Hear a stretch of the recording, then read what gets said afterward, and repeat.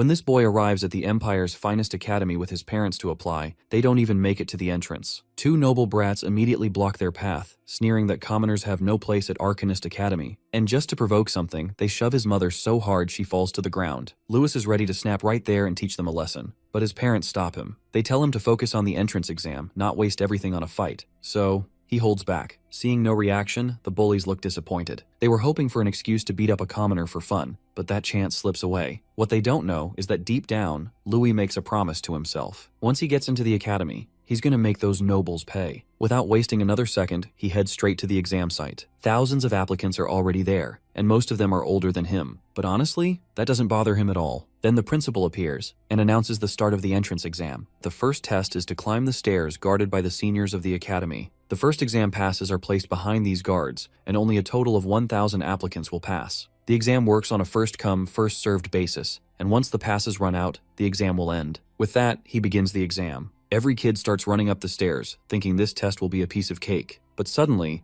a very evil senior stands up and introduces everyone to hell. He releases something dark, something red, which bursts throughout the applicants' bodies, terrifying them and sending many to the ground, their numbers echoing in the air with disqualified branded across them. The other kids behind them are confused, not understanding what just happened. But our boy knows exactly what it is. In the middle of the chaos, our hero walks forward and tells everyone that what just happened wasn't an attack. The senior only released his aura to intimidate them. Anyone weak-minded or weak-willed would stumble because of fear. The senior instantly notices our boy, recognizing that he is different, that he has some backbone. But there are still plenty of talented people out there, and the senior doesn't want a commoner mixing with them. Our boy immediately dislikes this bully. The senior says that since a commoner is here, he will make him feel it. He unleashes another part of his aura, bigger and even scarier this time. Weak-willed applicants feel the pain and fear, but for Lewis, it's nothing. He stands on the stairs, smirking at the senior, thinking that this killing intent is weak, enough to scare ordinary people, but for him, who has seen the cruelty of the world and trained hard, it is nothing. Our boy then unleashes his martial arts and rushes up the stairs, countering the senior's terrifying aura with his own strong-minded abilities. Anger burns in him because he wants to show the nobles what true killing intent looks like. He flies straight toward the senior, making a punch-like gesture as every other applicant watches in shock and horror. Even the senior is confused that a commoner can bypass his aura.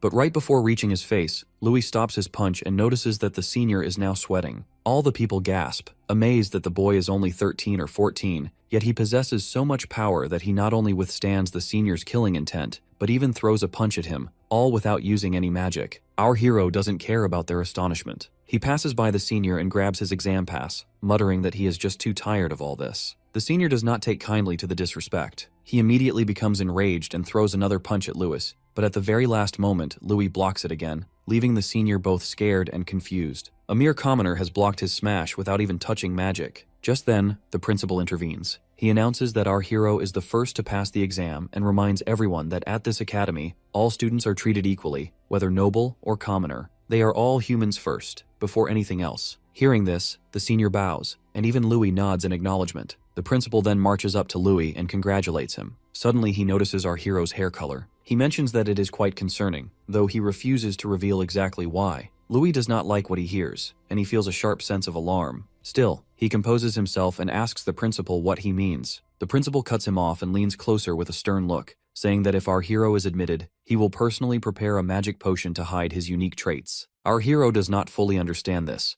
and for a moment he suspects the principal might be trying to test or unsettle him. He steadies himself again and decides he will deal with that later. Right now, he needs to focus on the second test. With that, our hero walks away, leaving the principal behind. The noble he defeated earlier stands nearby, burning with anger. It is the first time the principal has ever stepped into an exam like that, and he did it to protect a commoner. The noble swears he will take revenge for the humiliation Louis caused him. Soon, everyone who passes the first test is led to the second training ground, an indoor arena. Out of 20,000 examinees, only 1,000 remain, and most of them are nobles who received elite training. Almost no commoners are left. Louis walks behind the group when someone suddenly bumps into him. It is another noble bully. He sneers and says no one will help our hero next time, and he throws in an elitist insult for good measure. Louis stays calm and shows no reaction. The bully's lackey adds that if the principal had not stepped in earlier, our hero would have been disqualified. This time our hero responds. He calls the noble an idiot and says the Grandmaster Principal has far better judgment than low-level nobles like them. The bully does not like being spoken to that way and threatens to knock Louis out. Our hero only smirks, which makes the noble even angrier. The bully swings a punch at his face, But at the last second, Louis moves. He executes a precise martial arts technique that sends a shock through the bully's body. He uses Meridian Severance, a spiral point strike that disrupts the body's flow, and the noble is sent flying away like a stupid parrot. The other bullies rush to their fallen friend, and the scene quickly draws everyone's attention. The noble who was just beaten struggles to stand. He realizes he cannot feel his arm,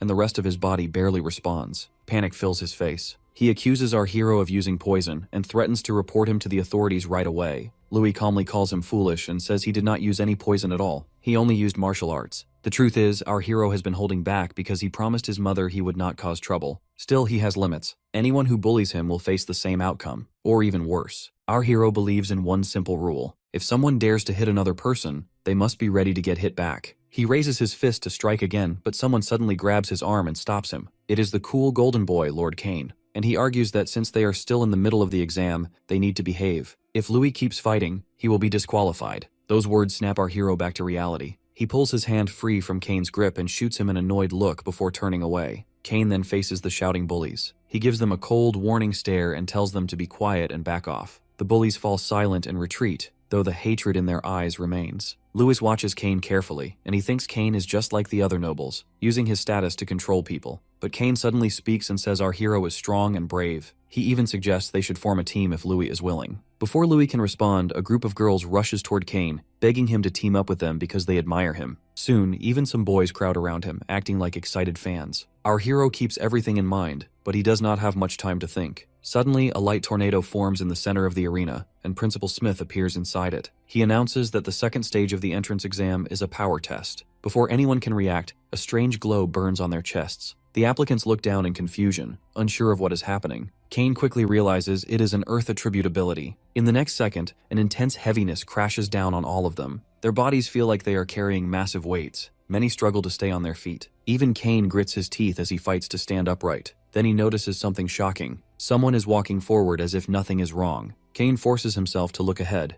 and there he sees Louis calmly stepping onto the stage, ready for the next challenge. Principal Smith watches in surprise, but there is also clear satisfaction in his eyes. Once again, our hero is the first to move forward. Despite the pressure and the overwhelming weight, he walks as if nothing is holding him back. Even after 3 to 4 years of martial training, the pressure and pain are barely tolerable for most of the students, and even grow heavier with time. Kane feels the strain in his bones. So when he sees Louis standing there without formal training and without even shaking, he cannot understand what level of skill our hero truly has. Principal Smith then announces that only the examinees who are still standing can move on to the next test. He waves his hand and reveals several weapons, telling them that anyone who wants one can pick it up. Our hero calmly walks over and chooses a solid sword for himself, while many other contestants struggle just to stay upright, let alone grab a weapon. Then the next phase of the exam begins, and there is an unexpected twist. Principal Smith announces the appearance of bound life forms. The students look confused. Before anyone can ask questions, the principal disappears. Someone suddenly shouts for everyone to look up. When they raise their heads, they see glowing blue creatures dropping from above and landing all around the arena. They look soft and bouncy, almost like jelly. They seem harmless at first, especially compared to the seniors from earlier. The rules are quickly announced. Hitting a slime earns 1 point. Dodging it earns 2 points. Killing one earns 5 points. Each student's rank depends on the points they collect, and only the top 100 will advance. At first, some students laugh and call the slimes weak and easy. They rush into attack, thinking it will be simple, but the moment they strike, the slimes grow aggressive. They move faster and slam into them with surprising force. Their playful look disappears as they attack wildly, smashing into one student and then another. Panic spreads across the arena as the slimes swarm everywhere and turn the battlefield into chaos. Above, Principal Smith and the senior examiners observe everything carefully. One examiner reports that members from powerful families are participating, including talents connected to the Aranka family and the Durahan house. She also notes that there are some questionable individuals among the candidates, especially the boy who ranked first in the initial test. Principal Smith smiles and says he finds that one very interesting. However, the examiner adds that for a while now, Louis has not made a single move, and they worry he might fall behind. Other participants notice the same thing and assume he has finally given up, but that is not true. Just as a slime prepares to strike him, Louis stands calmly with his back slightly turned, fully aware of everything around him. Just as a slime is about to slam into him, our hero dodges within 2 seconds. It looks effortless, and everyone wonders how he moves so easily. The slime sparks with energy and launches another strike, this time with even more force, and several of them charge straight at him. The truth is, Louis did not come to this exam unprepared. Before arriving, he trained in extreme conditions and even asked his friends to throw rocks at him. They did not want to hurt him, but he convinced them because he wanted to test a theory. In his previous life, he formed a hypothesis that if he trained his mind to rapidly send information from the parietal lobe to the cerebellum, he could instantly calculate attack paths and react without delay. If he could constantly calculate trajectories and respond in real time, he believed he could handle any attack. So he stood there while rocks flew at him, and he activated his martial art technique. He calculated the trajectory of each rock and dodged them all with sharp precision. His friends were stunned and rushed toward him, asking what he just did.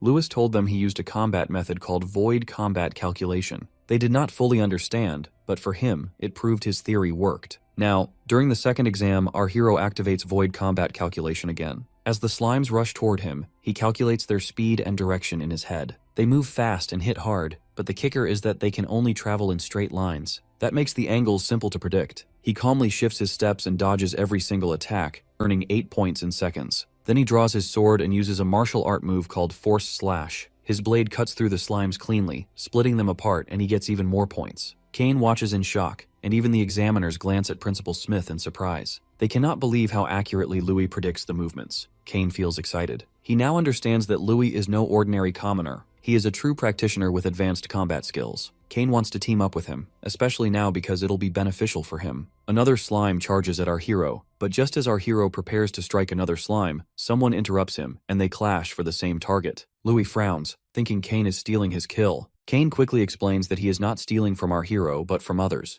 and then he properly introduces himself. He suggests they should gather points together. Louis hesitates because trust is rare in this arena. Kane grins and says they should turn it into a competition and see who earns more points. This gets our hero attention, and he agrees, betting that the loser must do whatever the winner says. He then grips his sword and says he will show what he can really do. As they stand in the arena back to back, jealous nobles see a chance to eliminate the commoner while scoring points. One of them fires arrows at Louis. Louis prepares to counter, but before anyone understands what happens, the arrows reach him. The crowd gasps, thinking he has been hit, but our hero stands still. The arrows never pierce him. He has caught all three with his bare hands. The bullies stare in disbelief. Kane immediately asks if he is all right, furious that they are fighting dirty. The archer feels insulted when Kane calls him disgraceful. He activates a magic technique called Double Arrow Edge and fires again. Kane dodges and slices most of the arrows out of the air with his sword, but one slips through and speeds toward him, about to strike. Blood splatters as Kane watches in shock, fully expecting the arrow to pierce him. He braces himself for the impact, but it never comes. When he opens his eyes, he sees Louis standing in front of him, holding the arrow firmly in his hand and his hand oozing blood. Louis asks Kane to calm down because the attack was actually aimed at our hero all along.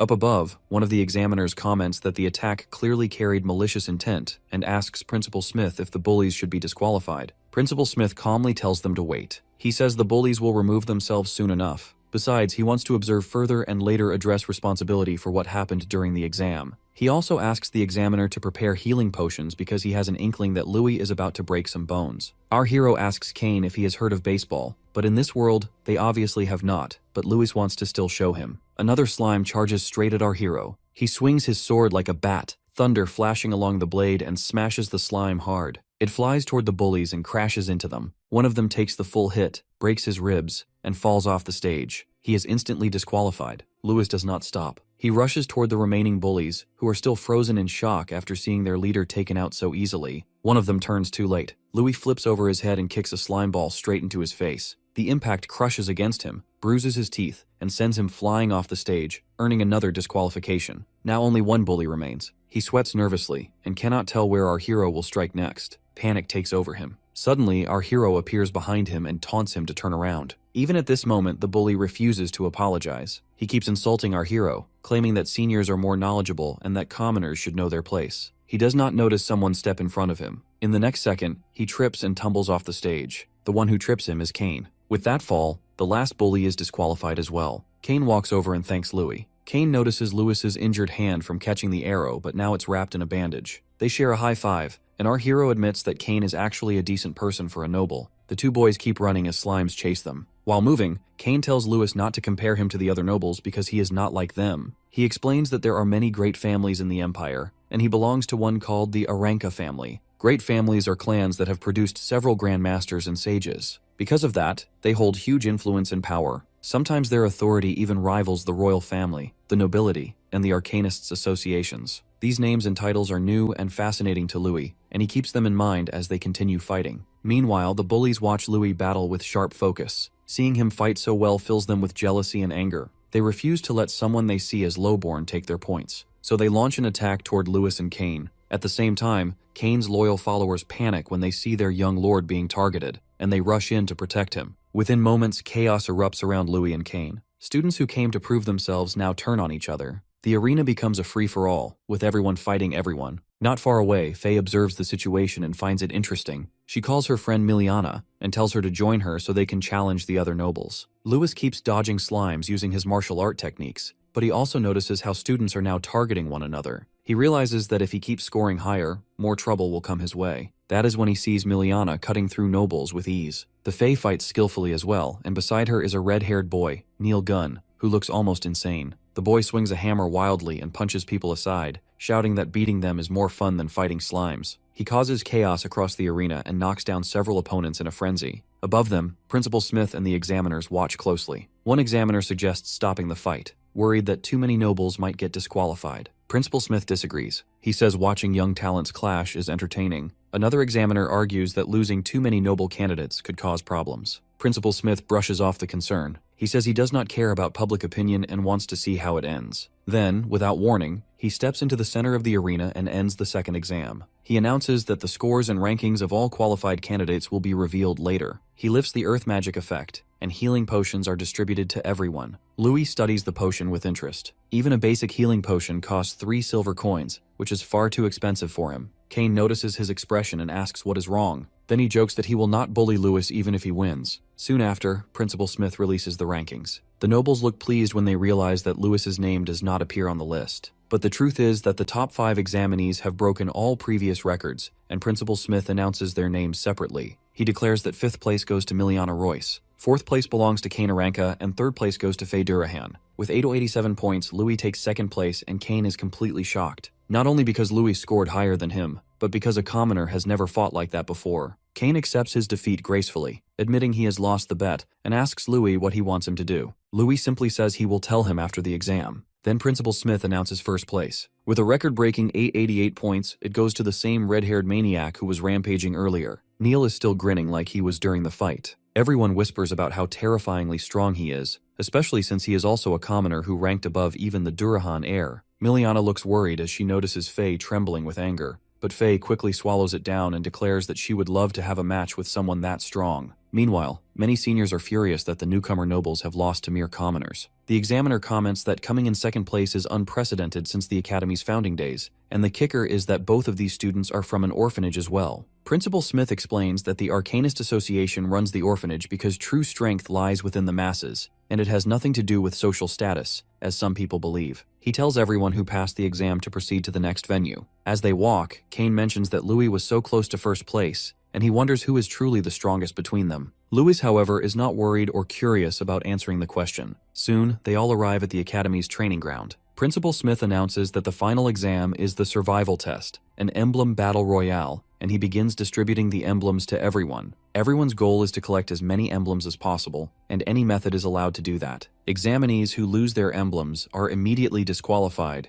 and only the top 10, based on the final count, will gain admission to the Academy. Kane looks at his new friend and says that they're going to act separately for now, giving him a tip that those who ranked higher earlier will be targeted, so he needs to be extra careful. Louis promises that he will survive no matter what. He knows for a fact that they announced the 2nd exam rankings just to create this exact situation. Hearing this, Principal Smith just smirks and tells everyone to display their abilities, because only the best will survive in the end. As the exam starts, Louis wanders through the forest, thinking about how admission is just one step away, so he needs to win no matter what. Suddenly, someone stops and steps in front of him. It's one of the nobles, an NPC who charges at him, claiming Louis humiliated all the nobles in the previous exam. When Louis turns around, he notices 2 more bullies also charging at him. No one is going to protect him for now, but they don't know that Louis does not need protection from anyone. In fact, these bullies need protection from Louis. Suddenly, Louis sees a guy standing on top of a tree aiming his bow at him, and he realizes the reputation staff had leaked his location since everyone is there.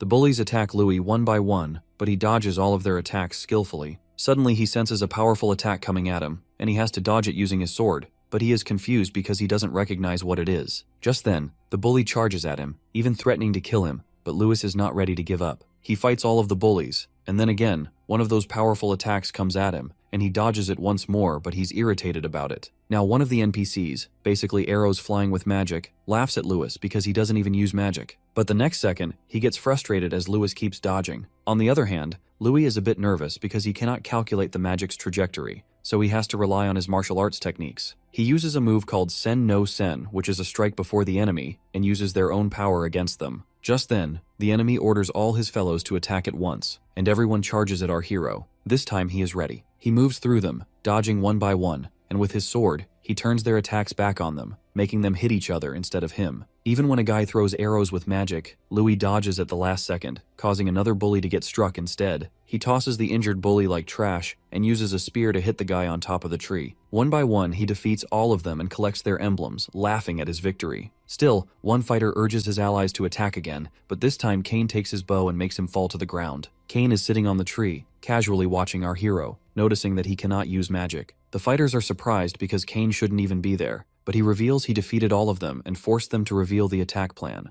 The bully keeps shouting, and Kane hits him in the head with the bow until he finally quiets down. Kane leaps from the tree, and Lewis remarks that he's safe. Kane says they're just low-level nobles with newly learned magic, so it was a piece of cake for him. He hands our hero the last emblem he had gathered, but then comes over and says that if this keeps happening, it will be too troublesome for Lewis and offers to help. Our hero declines, saying he will handle his problems himself. All of this is watched by Faye, who claps, honoring Lewis's integrity and honor. But she isn't here to chat. She goes straight to the point and asks our hero to fight her. Kane quickly tells Lewis that she is the granddaughter of the Grand Master of the Durahan family. Our hero asks Kane if he has ever fought her before. Kane hesitates for a moment and denies having any kind of friendship with her, but admits that they have fought. He adds that he let his guard down a little during their match. Louis immediately teases him, implying that he must have lost, and Kane starts defending himself. Before their banter can continue, Faye interrupts them, telling them to stop their little bromance and quit flirting. She challenges our hero once again. Kane warns Lewis that she can already use magic and that her skill level is at the apprentice stage, which is very high for their age. He advises our hero to ignore her and focus on collecting emblems instead. Faye starts mocking them, clearly annoyed, accusing the two boys of planning to run away. She claims Kane is poisoning Louis' confidence because he knows our hero cannot win. She even calls Lewis a coward. That irritates him. Kane is annoyed as well, but Lewis steps forward, his pride stirred. He says he has always wanted to see how a great family fights, so he will accept the challenge. Faye smirks and says she likes his enthusiasm. To be fair, she announces that she will not use magic against him. The next second, without hesitation, she charges and unleashes her secret technique, Lance Slam, aiming straight at our hero. Our hero does not move. The lance strikes him, or so it seems. Faye smiles not because she hit him, but because at the last possible moment, our hero slightly shifts his body and catches the lance against his bicep. Faye pulls her weapon back, spins it in a sharp 360-degree motion, forcing our hero to release it, and immediately launches another lance slam. Once again, Lewis narrowly dodges the attack. Far away, the examiners watch the fight closely. They comment that it has been a long time since they have seen the Durahan family's spear techniques. They also note that Faye's speed and strength are impressive, calling her a true genius. However, the examiners note that Lewis is impressive as well, and they wager on how long he will last. One of them thinks he will lose quite soon. Then they turn to the principal, asking who he thinks will win. The principal honestly says that he likes the new boy, but he cannot beat Faye because a battle is a clash of body and will. Right now, our hero does not have much experience. Meanwhile, on the battleground, dust rises from the fight, and inside it, Faye lunges at our hero. He starts defending himself, dodging all her attacks. He finally finds an opening and strikes back at Faye, making her almost drop her spear. This irritates her, and our hero leaps over her head, landing behind her. She comments that she cannot believe he has dodged everything.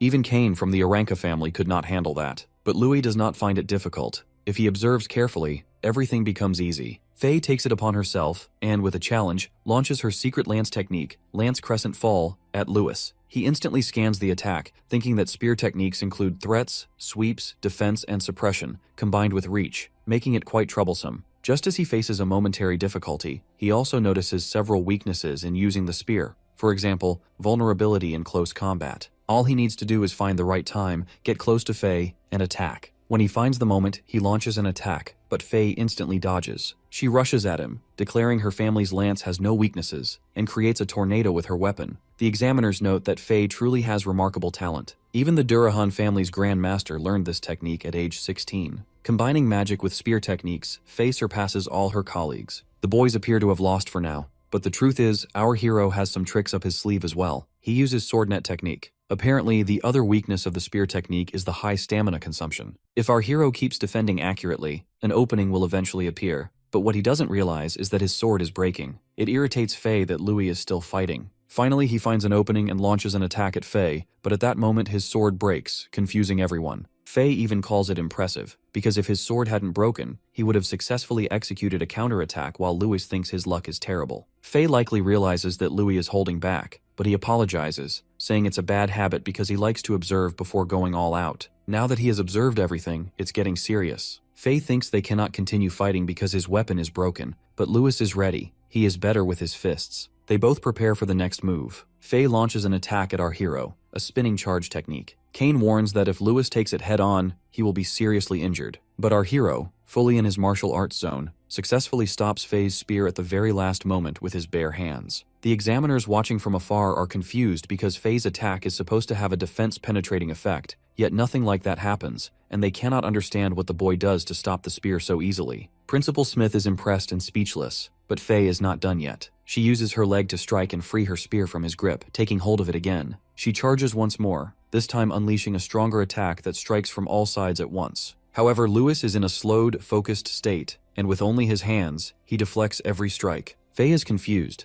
and Principal Smith is shocked because he realizes that our hero is countering the spear technique with a special method he has never seen before. The Durahan family's spinning spear technique is one of the most famous in their world, and stopping it like this means the boy is truly extraordinary. Finally, our hero attacks back, forcing Faye to step away. This angers her, and she bluntly asks about the strange technique. Our hero answers honestly, saying it is simply part of his martial arts, and that he adds a twist at the exact moment of contact to cancel out the spear's rotational force. The explanation goes over Faye's head, and she understands nothing. With that, our hero moves toward her, saying he will show her through action. He begins shifting in all directions while Faye tries to track and strike him. Watching from afar, Kane thinks it looks like an illusion, because Louis moves like a butterfly in flight. Faye feels as if Louis is right in front of her, yet whenever she attacks, he has already shifted to another position. He almost seems to be flying. Meanwhile, our hero is determined to demonstrate his style. The technique he uses now is called the butterfly step, an elegant footwork style inspired by a legendary boxer, with rapid, light movements and an unpredictable rhythm that is perfect for fighting Faye. Our hero finally sees another opening and attacks Faye. He punches her, sending her flying backward. Kane watches from afar, unable to believe his eyes, and even Principal Smith thinks it is unexpected that Louis is able to deal such heavy damage to Faye. The examiners note that even without magic, very few people can defeat Faye in pure combat skill, and perhaps this boy truly is a genius in hand-to-hand fighting. But Faye is furious because she is not finished yet. She rises and declares that she comes from a great family with an unbreakable fighting spirit, and she cannot lose so easily. She throws her spear aside, which confuses Louis, because now they are both entering close hand-to-hand combat. Faye rushes toward him, and our hero uses martial arts techniques like Wing Chun and Pak Sao to defend himself against her crushing fist. Even so, his defense is not perfect, and Faye manages to injure his hand. Instead of getting angry, he smiles and brushes off the pain. Faye reminds him that her family is not built on weakness. She then unleashes Crushing Fist, level 3, but this time our hero is ready. He shifts into boxing techniques, and the two exchange fierce blows. Louis feels exhilarated, and something dark inside him begins to stir. He does not fight for the sake of violence, but because he enjoys using his strength to its fullest. His presence grows intense as he steps right in front of Faye,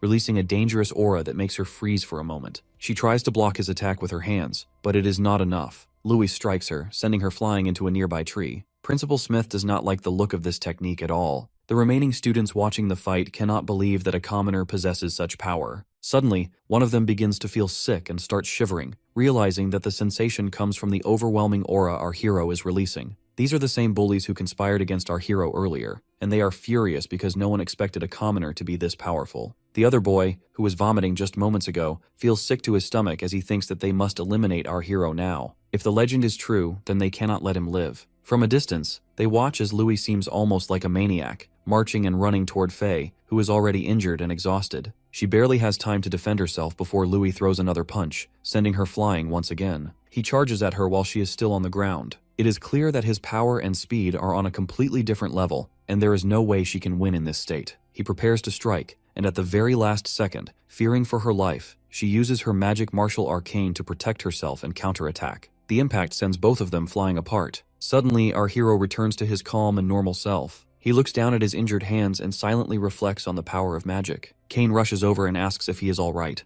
Our hero answers that he is fine, though he is not sure about Faye. Just then, the bullies who had been hiding behind the trees step forward and accuse our hero of losing his emblem, declaring that he is disqualified from the game. Louis looks down and realizes that his emblem has been burned to ashes. Kane immediately steps in to defend him, insisting that it was an accident. The bully smirks and says that the principal has seen everything, so Kane will not be able to help a commoner cheat today. He steps forward, tells our hero to drop everything, and orders him to leave because he is ruining the exam. He even calls our hero trash who should disappear, but Faye suddenly tells them to stop. Everyone turns to look at her. Louis is shocked to see that she is this injured and still standing. The bully asks if she is really trying to protect a commoner, warning her that she will be disqualified for breaking the rules. Faye does not care about his opinion. She admits that our hero earned his point, and that she was the one who accidentally used magic. She apologizes for it. Kane cannot believe what he is hearing. The great Faye apologizing to our hero. But Louis apologizes as well, saying that he was the one who lost control earlier, so he should be the one saying sorry. Faye accepts his apology, though she is still upset about losing. She says that he forced her to use magic. Still, she wants a rematch before they officially enroll. The bully laughs, reminding them that he already has 4 emblems, and that Louis will not even qualify.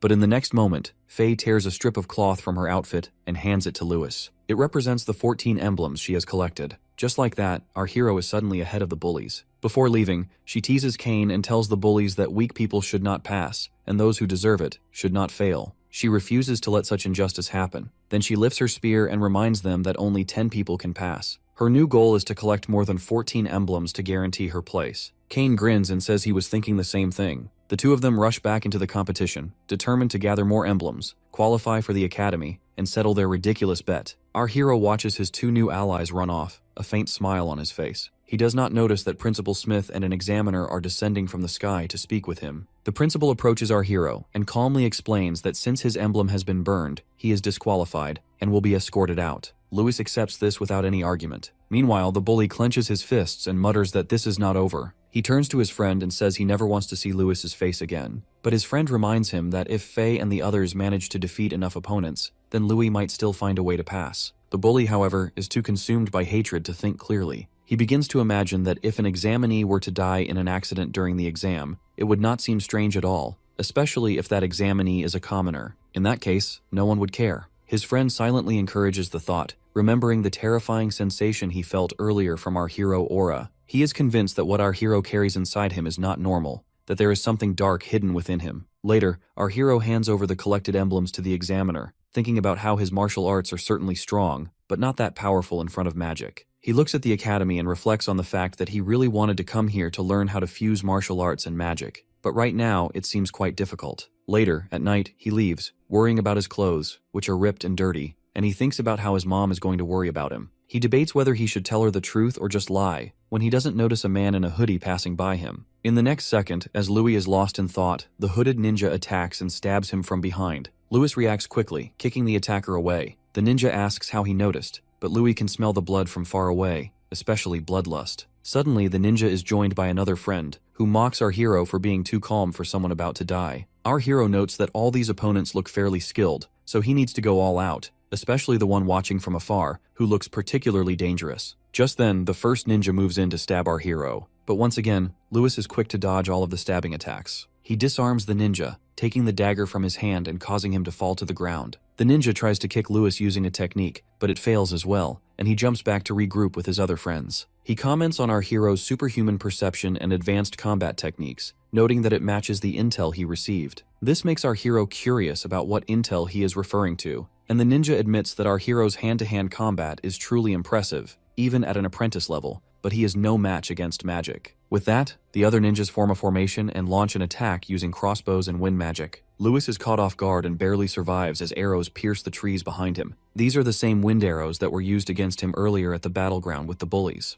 Realizing that things are getting serious, he uses a breathing technique that harnesses the ki within his body to enhance his physical strength and explosively awaken his latent abilities. He then unleashes immense power and speed, launching at the ninjas just as they fire another magical attack. He dodges the arrows so fast that the ninjas cannot see him. Louis is quick, kicking and rolling through the assault. Our hero is on a roll, until a ninja suddenly blocks his attack, sending a sharp jolt of pain through his hand. That is when he realizes that the ninja he sensed earlier is truly strong, and even intimidating. He looks around and sees that he is completely surrounded by assassins, and all he can do now is defend as much as he can. He tries, but eventually some of their magic arrows strike him, forcing Louis to the ground. The ninjas feel relieved that Louis is finally down, because even shooting at him has exhausted them. Yet they are also surprised that, despite being just a commoner, he is far more troublesome than an average apprentice. One of them approaches him, not realizing that Louis is only pretending to be unconscious. Louis suddenly opens his eyes and unleashes hell, driving his fingers into the ninja's trachea and sending him flying away. The boss ninja cannot believe that Louis uses the age-old trick of playing dead to lure his enemy in, but he is also impressed by such composure from someone so young. Louis then raises the crossbow toward him and asks why he does not care that his apprentices are killed right in front of him. The boss coldly replies that he does not care what happens to trash. Louis fires the arrows, but the boss calmly defends himself without the slightest concern. He then uses magic to create a massive hammer, saying that if it were not for the mysterious person's orders, he would have liked to make Louis his disciple. With that, he swings the giant hammer at Louis. Louis blocks the attack at the very last moment, but the ninja still manages to send him flying away. While Louis is still in the air, the boss ninja flies up to him and once again strikes him with his magical hammer, sending him crashing violently into the ground. As he attacks, he declares that Louis's abilities surpass even those of an apprentice. But in the end, Louis is still just a beginner, and nothing compared to a high-ranked fighter like himself. As Louis lies on the ground, the assassin rushes toward him, but suddenly he senses that something is wrong. When the dust settles, he sees that Louis is already in a defensive stance. The sight shocks him, because the boy is still alive. Louis survives through sheer willpower and mental strength. He refuses to die here. The ninja, however, is determined to end his life. He forms a massive coffin-like rock, a martial arcane known as the Celestial Hammer, and hurls it at Louis. Terrified, Louis thinks about his family and his precious life. He thinks about how he wants to master magic, protect the people he loves, and change his fate no matter the cost. As these thoughts surge through him, something shifts deep inside him, and his aura begins to change. That same insane aura that emerged from him earlier begins to rise again. Instead of defending, Louis chooses to attack, forcing himself to believe that he will survive. His giant punch collides with the ninja's hammer, shocking the assassin with the sheer force behind it. A massive explosion erupts from the impact, and when the smoke clears, Louis is left on the ground, coughing. However, the ninja is not finished. He finds it strange, because it now feels as if he is fighting someone on equal footing. With Louis having unleashed his true power, the ninja finally understands why the mysterious person commissioned him to kill Louis. Still, he steps forward, approaches Louis, and raises his hammer, preparing to deliver the final blow. However, at the very last moment, a lightning tornado strikes, causing the ninja to miss his attack, and he stumbles backward. He finds himself surrounded by the swirling lightning and is confused about what is happening until it engulfs him, leaving him seriously injured. Louis watches everything from the ground, confused, as he sees Principal Smith descending from the sky. He is alert, but above all, shocked. Principal Smith, on the other hand, is delighted to see Louis, pleased that he has managed to suppress his rampage. He hands Louis a magic potion to regain his strength, and Louis drinks it gracefully. Finally, after a while, the tornadoes stop tormenting the assassin ninja, and he collapses to the ground. Principal Smith marches up to him, demanding who has the authority or audacity to attack one of his examinees at the academy. The ninja, surprisingly, shows a measure of respect toward Principal Smith, admitting that even a Grand Master cannot control a monster like Louis, because this attack is literally just the beginning of what awaits Louis in his destiny. Suddenly, the ninja explodes right in front of Principal Smith and Louis, and the principal cannot immediately comprehend it. He realizes that since the ninja died by suicide, it could be the work of the Assassin Guild, who might have sent a bounty on Louis's head. Even so, he hopes he is just overthinking it. Meanwhile, Louis stands up, marveling at the fact that he is fully healed thanks to the advanced healing potion. He is genuinely happy with the results, noting that even his bones are completely restored. He then asks the principal why he always saves him whenever danger strikes, but the principal replies that he will answer that question at home. At that moment, Louis suddenly remembers something he had forgotten, and panics instantly. Apparently he has passed curfew and his mother must be worried. He dashes toward his house faster than he has ever fought against bad guys.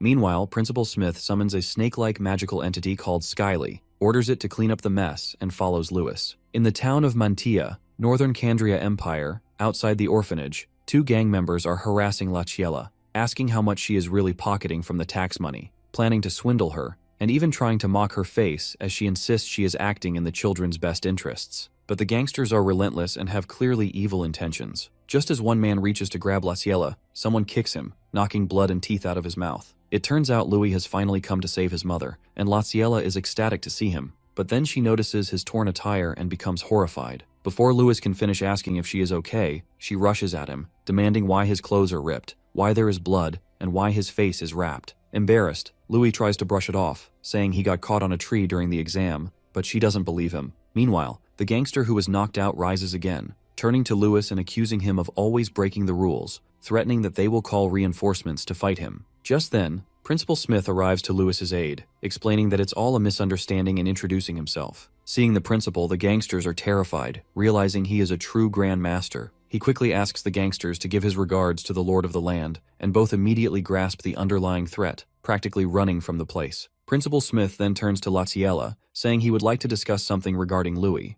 Laciella brings them both inside, and the principal notices the strange milestone the nobles had just mentioned. The remarkable thing is that it moves automatically without any magic. Upon closer inspection, he realizes that automatic devices are everywhere, from ceilings to floors. Even Laciella is delighted, saying she doesn't understand how Louis made everything, but she is glad because thanks to him, their lives have become much easier. She then remarks that for the principal to visit personally, Louis must have done something notable during the exam. Principal Smith finds it amusing because, on the contrary, Louis surpassed expectations beyond imagination, and he marvels at such talent, which he has only seen once before in the Gaia scriptures. Apparently, when humanity was under the tyrannical rule of monsters, only one genius emerged, guided by the goddess. He mastered the essence of the elements, created martial arcane techniques, and 5 years later, together with his companions, defeated the monsters, saving humanity from mass extinction. The commemorative day of this victory became the foundation of their calendar, later called Liberation Day, marking humanity's triumph. In the Gaia scriptures, this hero is called the first hero. Laciella marvels at the story,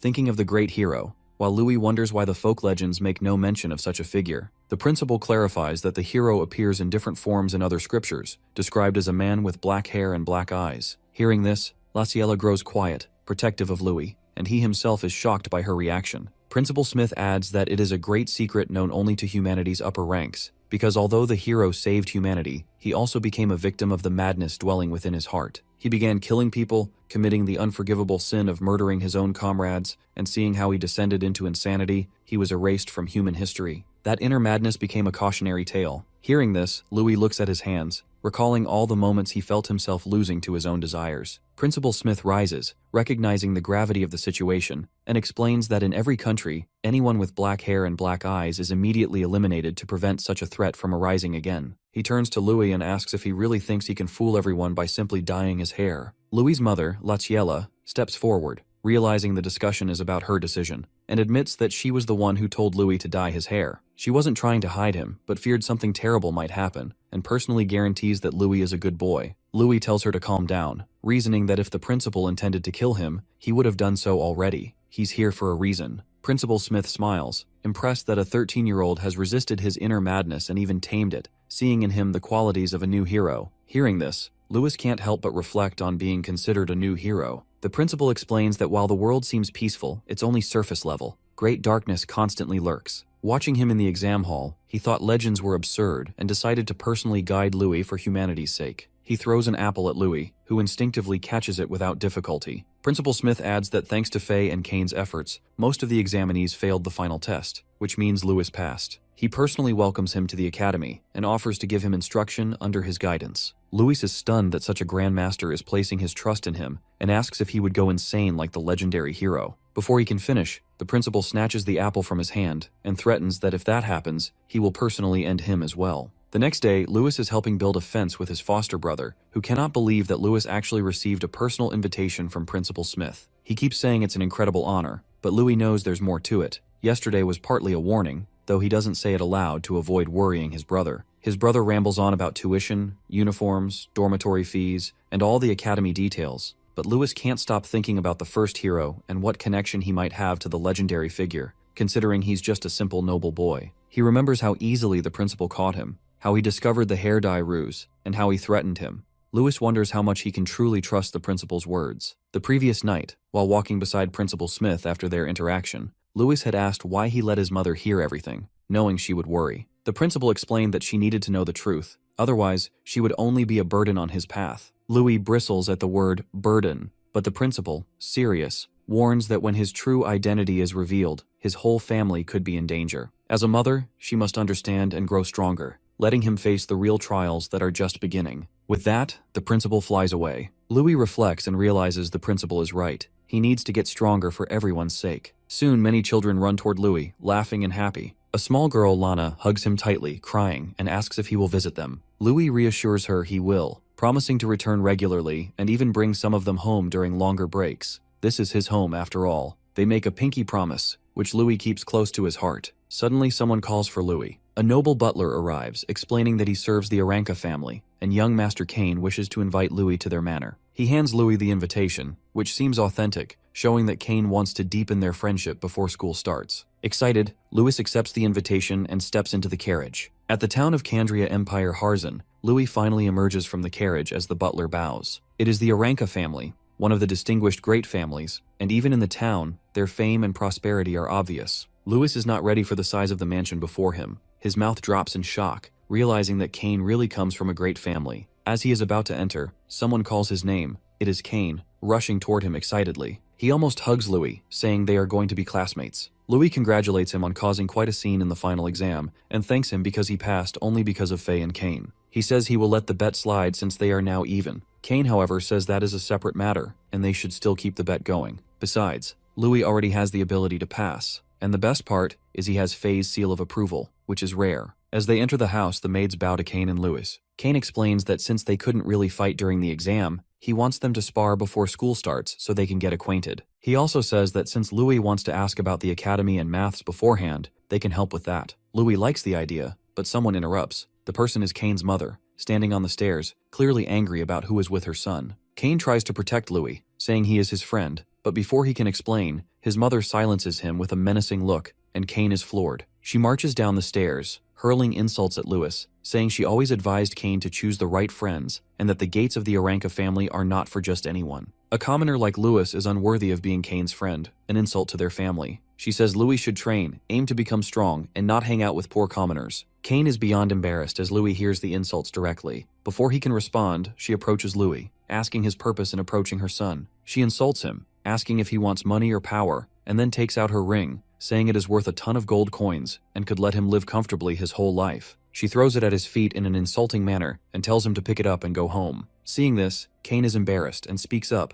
asking her to stop insulting his friend. He apologizes to Louis, but then he sees Louis crouching down to pick up the ring. Louis says he became friends with Kane because he recognized his ability, and if his mother thinks Kane's ability is worth so little, she should be ashamed of belittling her own son. Kane cannot believe how Louis turned his mother's words against her, and she is furious, screaming at the servants to throw Louis out of the palace. The servants rush to grab Louis, but Kane tries to stop them, arguing that Louis is even more talented than him. He reminds his mother that Louis broke past records in the exam and even beat Faye, but his mother does not believe him. She thinks a commoner surpassing the children of great families is not only unheard of, but impossible. She mocks Kane, asking if he really expects his ridiculous lies to work on her. Kane insists it's not a lie, and Louis adds that if he is around, Kane can become even stronger. This enrages Kane's mother, who cannot believe that a mere commoner dares speak in front of her. Her voice echoes through the great hall, but then the doors open, and a mysterious figure enters the palace. He directly refers to Louis, asking if he really said that if he is around, Kane would become stronger. Everyone turns to look, and Kane's mother is horrified to see her husband, the master of the Aranka family, standing there. She stutters, calling him William, and rushes to him,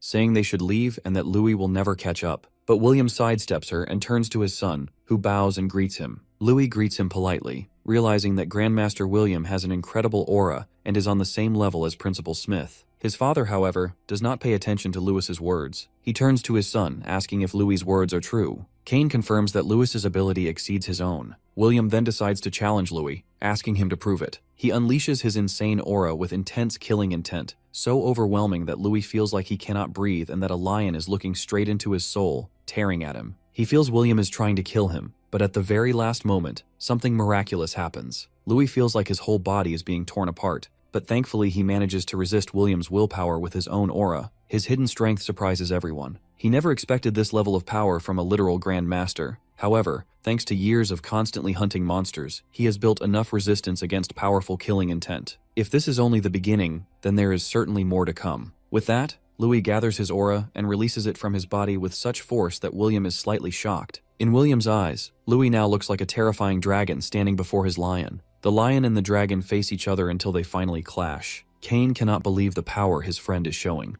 As it turns out, Louis manages to withstand the confrontation, but in the end he bows in front of William out of exhaustion. Kane rushes to his side and asks if he is okay, and Louis laughs it off. This moment finally makes William look at him more seriously. William asks him why he seeks strength. Louis answers honestly that he wants to protect his family. Without saying another word, William turns to leave. As he walks away, he tells his son that his willpower is weak and that he needs to learn a few things from Louis. Hearing this, Kane's mother cannot believe what her husband just said. She rushes after him, asking him to change his opinion, but William dismisses her completely. Seeing how terrified his mother is of her husband, Kane feels a bit of pity for her, but he pushes the thought aside. He then turns to Louis and says they should go to the training ground and begin their fun. At the training ground, Kane apologizes for his mother's behavior and for his parents' actions, but Louis dismisses it. He does say that his father is a little extreme because there is not much difference between Louis and Kane, so he should not worry. But Kane tells him that, sadly, that is the reality of being the son of such a high-level, high-rank person. His father is a meritocrat, and to be recognized by him, he needs to become much stronger. And at this pace, Louis feels more like a son of the Aranka family than he does. Louis then tries to argue that William tested his ability for Kane's sake, and that is probably his way of showing love. But that is not enough for Kane. As he looks at the sky above him, he thinks about how love has always been different between him and his father. As he reflects on his life, he realizes that he has hardly ever left this house since he was little, because all he ever did was train, eat, and sleep. His training started when he fought small monsters even when he was smaller than those monsters. His father wanted him to grow into a great sage like his grandfather. Without even understanding why, he just kept swinging his sword again and again because he wanted his father to acknowledge him. But in the end, this place always felt like a prison. He would see other children playing happily with paper planes, while he had to swing swords and fight battles he did not even understand. Sometimes it felt like even breathing required the guard's permission. Every adult around him praised him as the young master, but to him it felt like chains tightening around his neck. The tighter those chains became, the more he wanted to resist them. He wanted to sing and fly freely like a bird crossing the continent. But sadly, that dream might belong to another life. In this life, he feels too weak to stand up to his father, let alone challenge him. So all he can do for now is follow his father's expectations and grow stronger by swinging his sword, because that is the only way he believes he can eventually break those chains. Besides, his father is also a graduate of the academy he will soon attend. Kane wants to enter the academy, become stronger, and finally gain the freedom to live his own life. As he finishes speaking, he pulls out his sword and points it toward Louis. He says that he is counting on him to help him become the best, and Louis accepts the challenge instantly. On the other hand, William watches Kane and Louis fighting from afar, and he asks his butler about the investigation he had asked him to conduct earlier. The butler informs him that Louis is definitely not an ordinary boy, because according to his intelligence, during the exam he used mysterious combat techniques that no one has ever seen before. Not only did he break past records, but he was also the one who defeated Faye without using magic, while Faye herself had used magic. Moreover, he is held in high regard by the principal, who apparently even fought the Assassin Guild last night to protect Louis. Hearing this, William recognizes that Louis is no ordinary person and that he is quite the troublemaker. That is when his butler asks if he already knew about this and wonders why he permitted him to form a friendship with Kane. But William has other plans for his son. He knows that troublemakers attract danger, and when people face challenges, they overcome them and grow stronger. Hearing this, he believes Kane might become stronger through the experiences he will gain by being around Louis. As he says this to the butler, Louis is easily defeating Kane in hand-to-hand combat until Kane finally draws his sword and suggests that Louis come at him with his full power. Watching from a distance, William quietly appreciates his son for having a better eye for judging people than he once thought. Kane lunges forward at Louis using his martial art wind lunge technique, and at the very last moment, Louis not only defends himself, but also throws a punch so close to Kane's face that he does not even realize Louis is already counterattacking.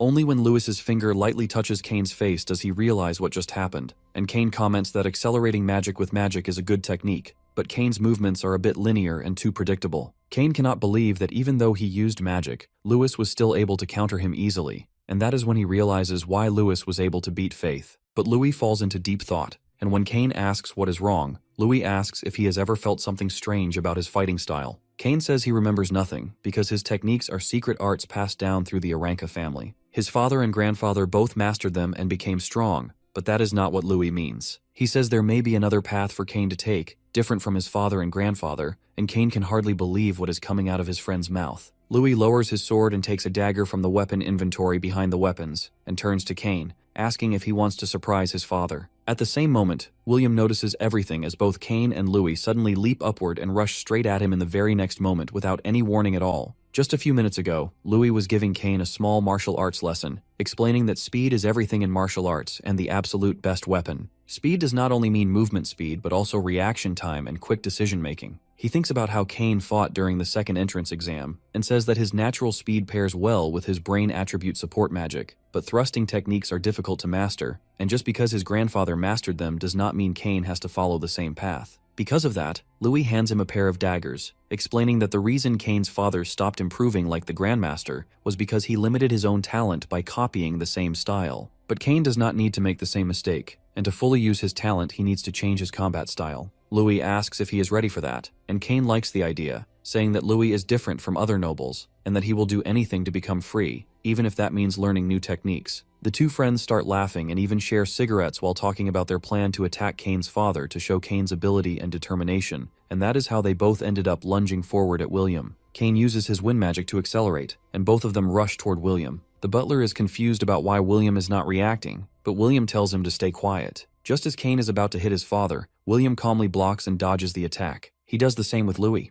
Louis keeps attacking again and again, thinking that daggers are the fastest and most maneuverable weapons, and he wants to use that advantage to the fullest. Combined with his skill and his butterfly step technique, he tries to exceed his opponent's reaction time and release maximum attack power in the shortest time. William is slightly surprised when he sees Louis using the butterfly step, but he quickly defends himself and dodges every attack. Meanwhile, Kane uses his wind magic to leap into the air again and attacks William from the other side. Kane feels that his body is lighter while using daggers, almost like he is a bird. He not only likes his new weapon, but he loves how the fusion of daggers, combat techniques, and wind magic gives him power and excitement. While fighting, he even says that he has finally found his own martial arts path. But William thinks it is time for the play to end, and he releases his aura, sending both Kane and Louis flying back. He is extremely angry because Kane has abandoned the Aranka family technique just to prove his own will, and he calls him naive. Kane and Louis quickly regain their balance and prepare to attack again, using wind acceleration and Louis's fast movements. However, with a single movement of his hand, Kane's father stops the dagger before it can hit him, pushing Kane back and calling his own son a coward as he rushes toward him. Kane remembers Louis's words that retreating is not weakness but a strategy. In battle, if it is necessary, he must do it. Kane decides to retreat for a moment before attacking again. After gaining his footing, he charges forward at his father once more. Just as William is about to grab him, Kane flips over his head using wind magic like a small tornado and attacks from behind. At the same moment, Louis moves in again, and they prepare to launch another attack. Kane remembers that just a few minutes earlier, Louis had taught him a strange but useful technique he learned from baseball called a change-up,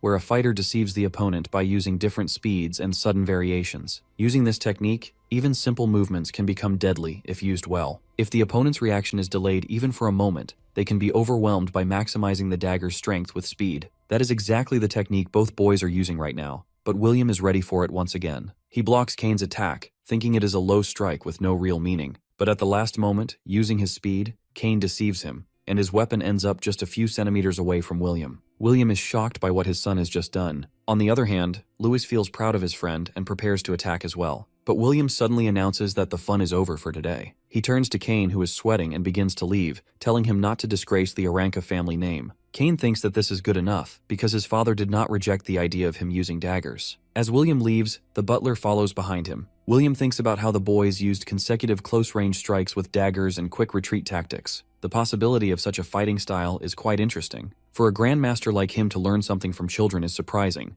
and deep down he feels proud of his son, even though he does not say it out loud. On the other hand, Louis thinks it was a great chance to spar with a grandmaster, but he is a little sad that it ended so quickly. Kane, however, is extremely happy because his father recognized him for the first time. It is the best feeling he has ever had, and he wants to give Louis a present. He takes Louis to the Aranka family library. Louis is amazed when he sees the huge number of books. When he turns around, Kane is holding a box and hands it to him, saying that if it were not for Louis, he would not have found his path so quickly. When Louis looks inside, he sees gold and several valuable items. There are also rare books about magic that commoners rarely get to read, and studying them will definitely help him. Louis picks up one of the books and reads the title. They are Academy curriculum books, divided by year. They contain basic magic theory and minor attribute studies, as well as sections for both magic and martial arts. Kane explains that all new students must undergo the Magic Awakening ritual. Louis does not know what that is, so Kane tells him that it is a ritual where people sense the elements through the sacred statue of Gaia. He himself went through the ritual at the church temple, and even members of great families have to pay 10 gold coins for it. Louis is shocked by such a high price. 10 gold coins are equal to several years of living expenses for the orphanage. He quickly asks if he will need to pay for it at the academy, but Kane tells him that the ritual there is free, which is one of the reasons so many people try to enter the academy. However, there are still other expenses such as living costs, books, and rental fees that can be quite expensive.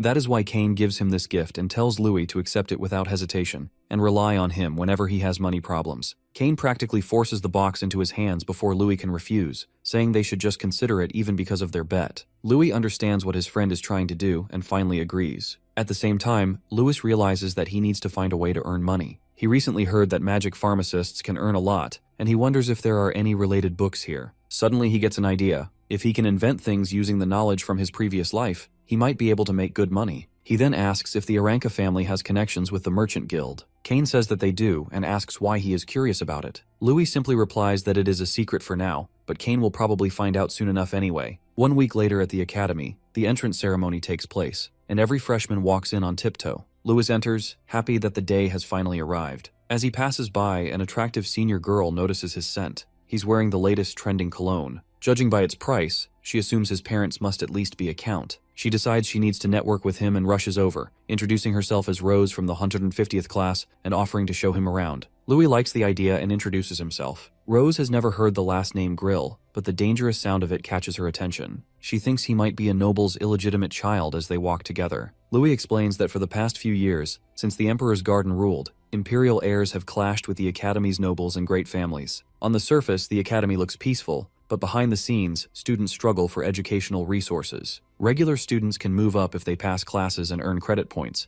but targeted students or those who fail are expelled. Rose points at Louis, warning him that people are watching, and he needs to do his best. She asks about his family support, but Louis has no answer and feels unsure, partly because she is so close. Suddenly, someone jerks her hand away and introduces himself as Brian, congratulating Louis as the commoner freshman who broke the entrance exam record. Louis greets him politely. Rose realizes she wasted her time with a commoner despite smelling the expensive cologne. Louis pays her no more attention than necessary and turns to Brian, who tells him not to mind her. He explains that the Academy is a miniature version of the Empire, with all kinds of people. Kane calls for Louis, but Brian goes off to other students, telling Louis to call if he needs anything. Louis is confused why Brian leaves just as Kane arrives. Kane explains that Brian is the Chancellor's son, and not someone he is close to. Faye interrupts, calling Brian a decent but weak-willed guy. Seeing Faye, Kane becomes defensive, and they start bickering, with Miliana, Faye's sweet friend, trying to pull Faye away to finish registration. Louis thanks Faye for backing him up during the entrance exam,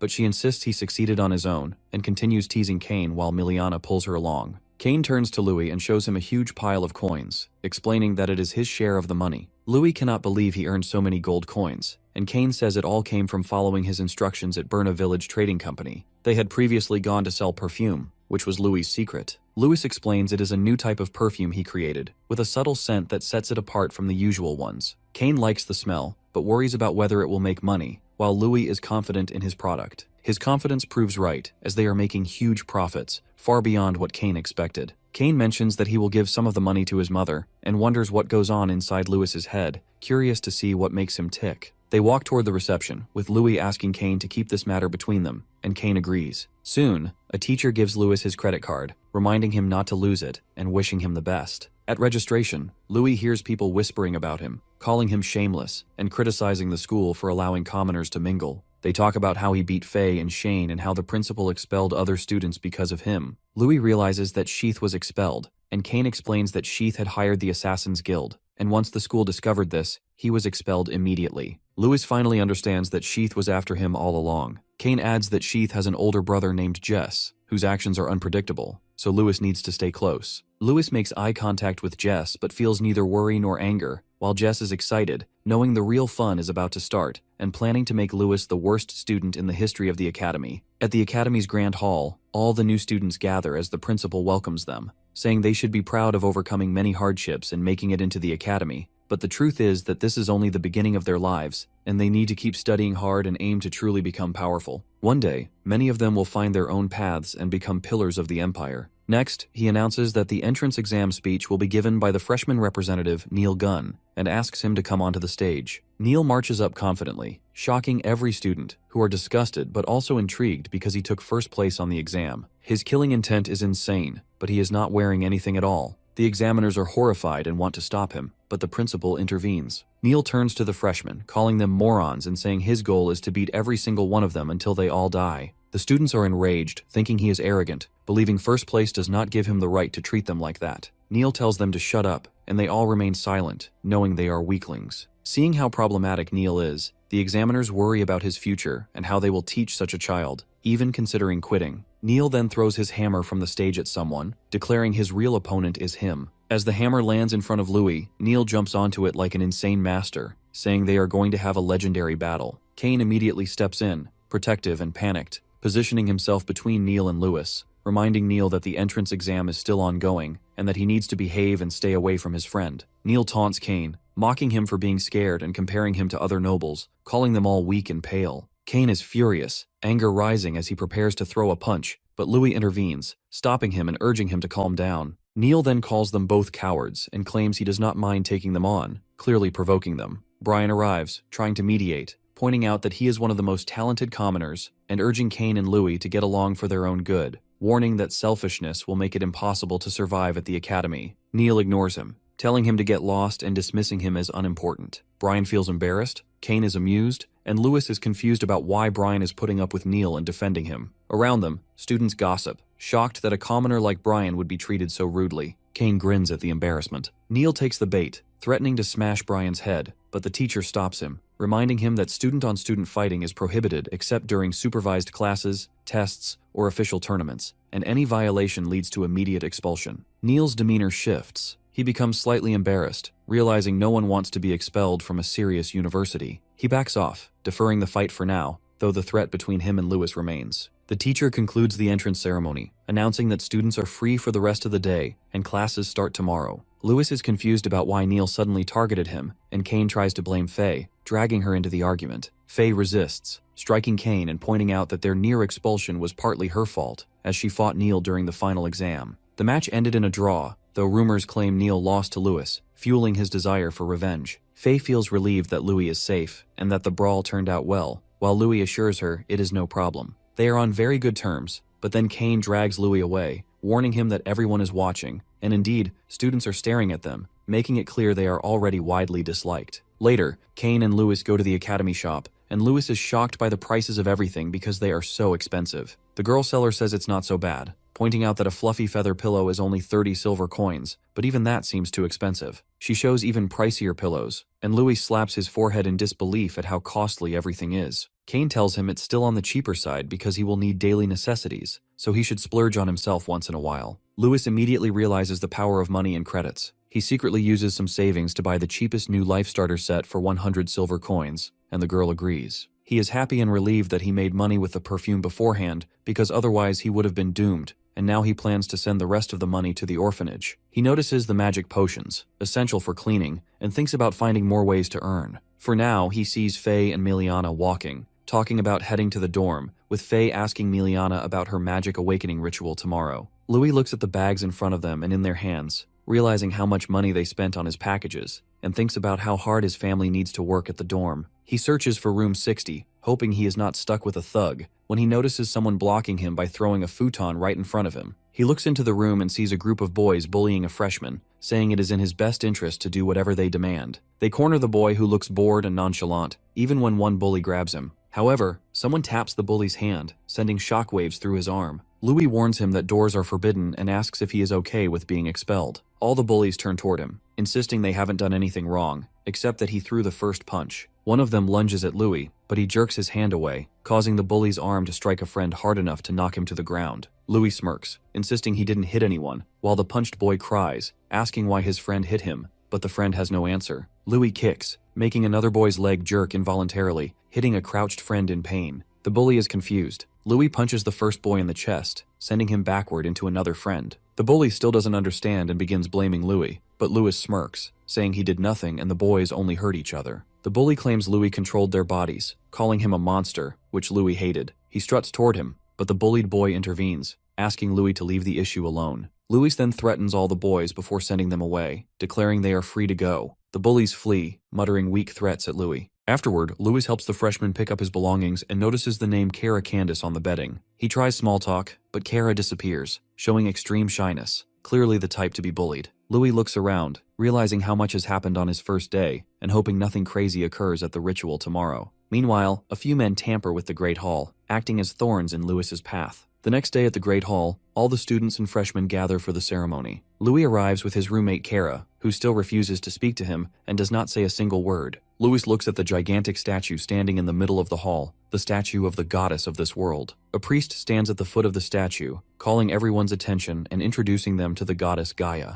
He then begins telling the long history. Long ago, goddess Gaia created the world where humans and monsters could coexist. But after some time, the monsters began using their overwhelming natural power against humans. Soon the dragons ruled the sky, the behemoths ruled the land, and the krakens ruled the sea. Because of the brutal power struggles between these mighty monsters, the earth was covered in blood. Many humans were annihilated during this time at the hands of these monsters. Seeing what her world had become, the goddess Gaia grew enraged. As a result, she gave her blessing to humans who lacked magical power. Because of this blessing, humanity began to understand the essence of the four elements of the world: water, earth, wind, and fire. From that understanding, they created martial arts. After many years and centuries of harsh battles, humans finally escaped annihilation and became the new rulers of the world. Now the students standing in the hall are the descendants of those great ancestors who received the blessing and awakened the true nature of the world, the power of magic. Louis listens carefully, but he notices there is still no mention of the first hero the principal talked about earlier. At the same time, Kara observes something about Louis, though he says nothing like always. Just then, the priest approaches them and points them toward their seats. The boys are confused, but they follow his direction. The priest explains that if they possess talent for magic, they will be able to sense the elements. But if they are weak and cannot sense anything, then the academy is no place for them. As he says this, the priest turns to Louis, and Louis feels a hint of tension coming from him. The priest dismisses everyone, announcing that the ritual will now begin and that all students should take their seats. Louis remains distracted by the strange look the priest gave him earlier, and wonders if he somehow offended him. The priest begins the ritual by once again announcing the four elements and instructs the students to sharpen their minds and reach out to whatever they can sense, explaining that the goddess will help them discover the element hidden within them. He performs magic, and the symbols of the four elements appear at the four corners of the hall, glowing brightly and releasing waves of energy that shine from the statues and nearly blind the students. Suddenly, a divine figure forms above them, an even larger image of the goddess Gaia. When the students look up, it feels as if they are floating in the universe, surrounded by magical and colorful orbs. The sight is breathtaking. One by one, the students are chosen by different elements. Some feel happy with their results, while others are disappointed. Suddenly, several students gasp for air when a powerful tornado forms around one of the freshmen. This means that two attributes have been awakened in a single person. When everyone looks closer, they are shocked to see that the student is the commoner Neil. They cannot believe how easily he draws the power of magic and begin wondering if he is truly a genius. Neil feels ecstatic after being chosen by two elements, fire and earth. He proudly boasts about his power and threatens the others, demanding that they obey him. After showing off his abilities, he looks back and notices that Louis is still sitting quietly in meditation. Neil thinks that someone who cannot even awaken an element should not be considered his rival, yet he secretly hopes that Louis will succeed. Everyone also looks at Louis, but to their surprise, there are no elemental energies gathered around him at all. They begin whispering because they had expected something unusual from him. Louis grows frustrated because he cannot sense anything. He wonders if it is because he is not originally from this world. It feels as if a thick black darkness surrounds him. Yet he knows that cannot be true because when he sparred with Cain before, he faintly sensed a strange power when Cain used magic. Now it feels as though his mind is being smothered,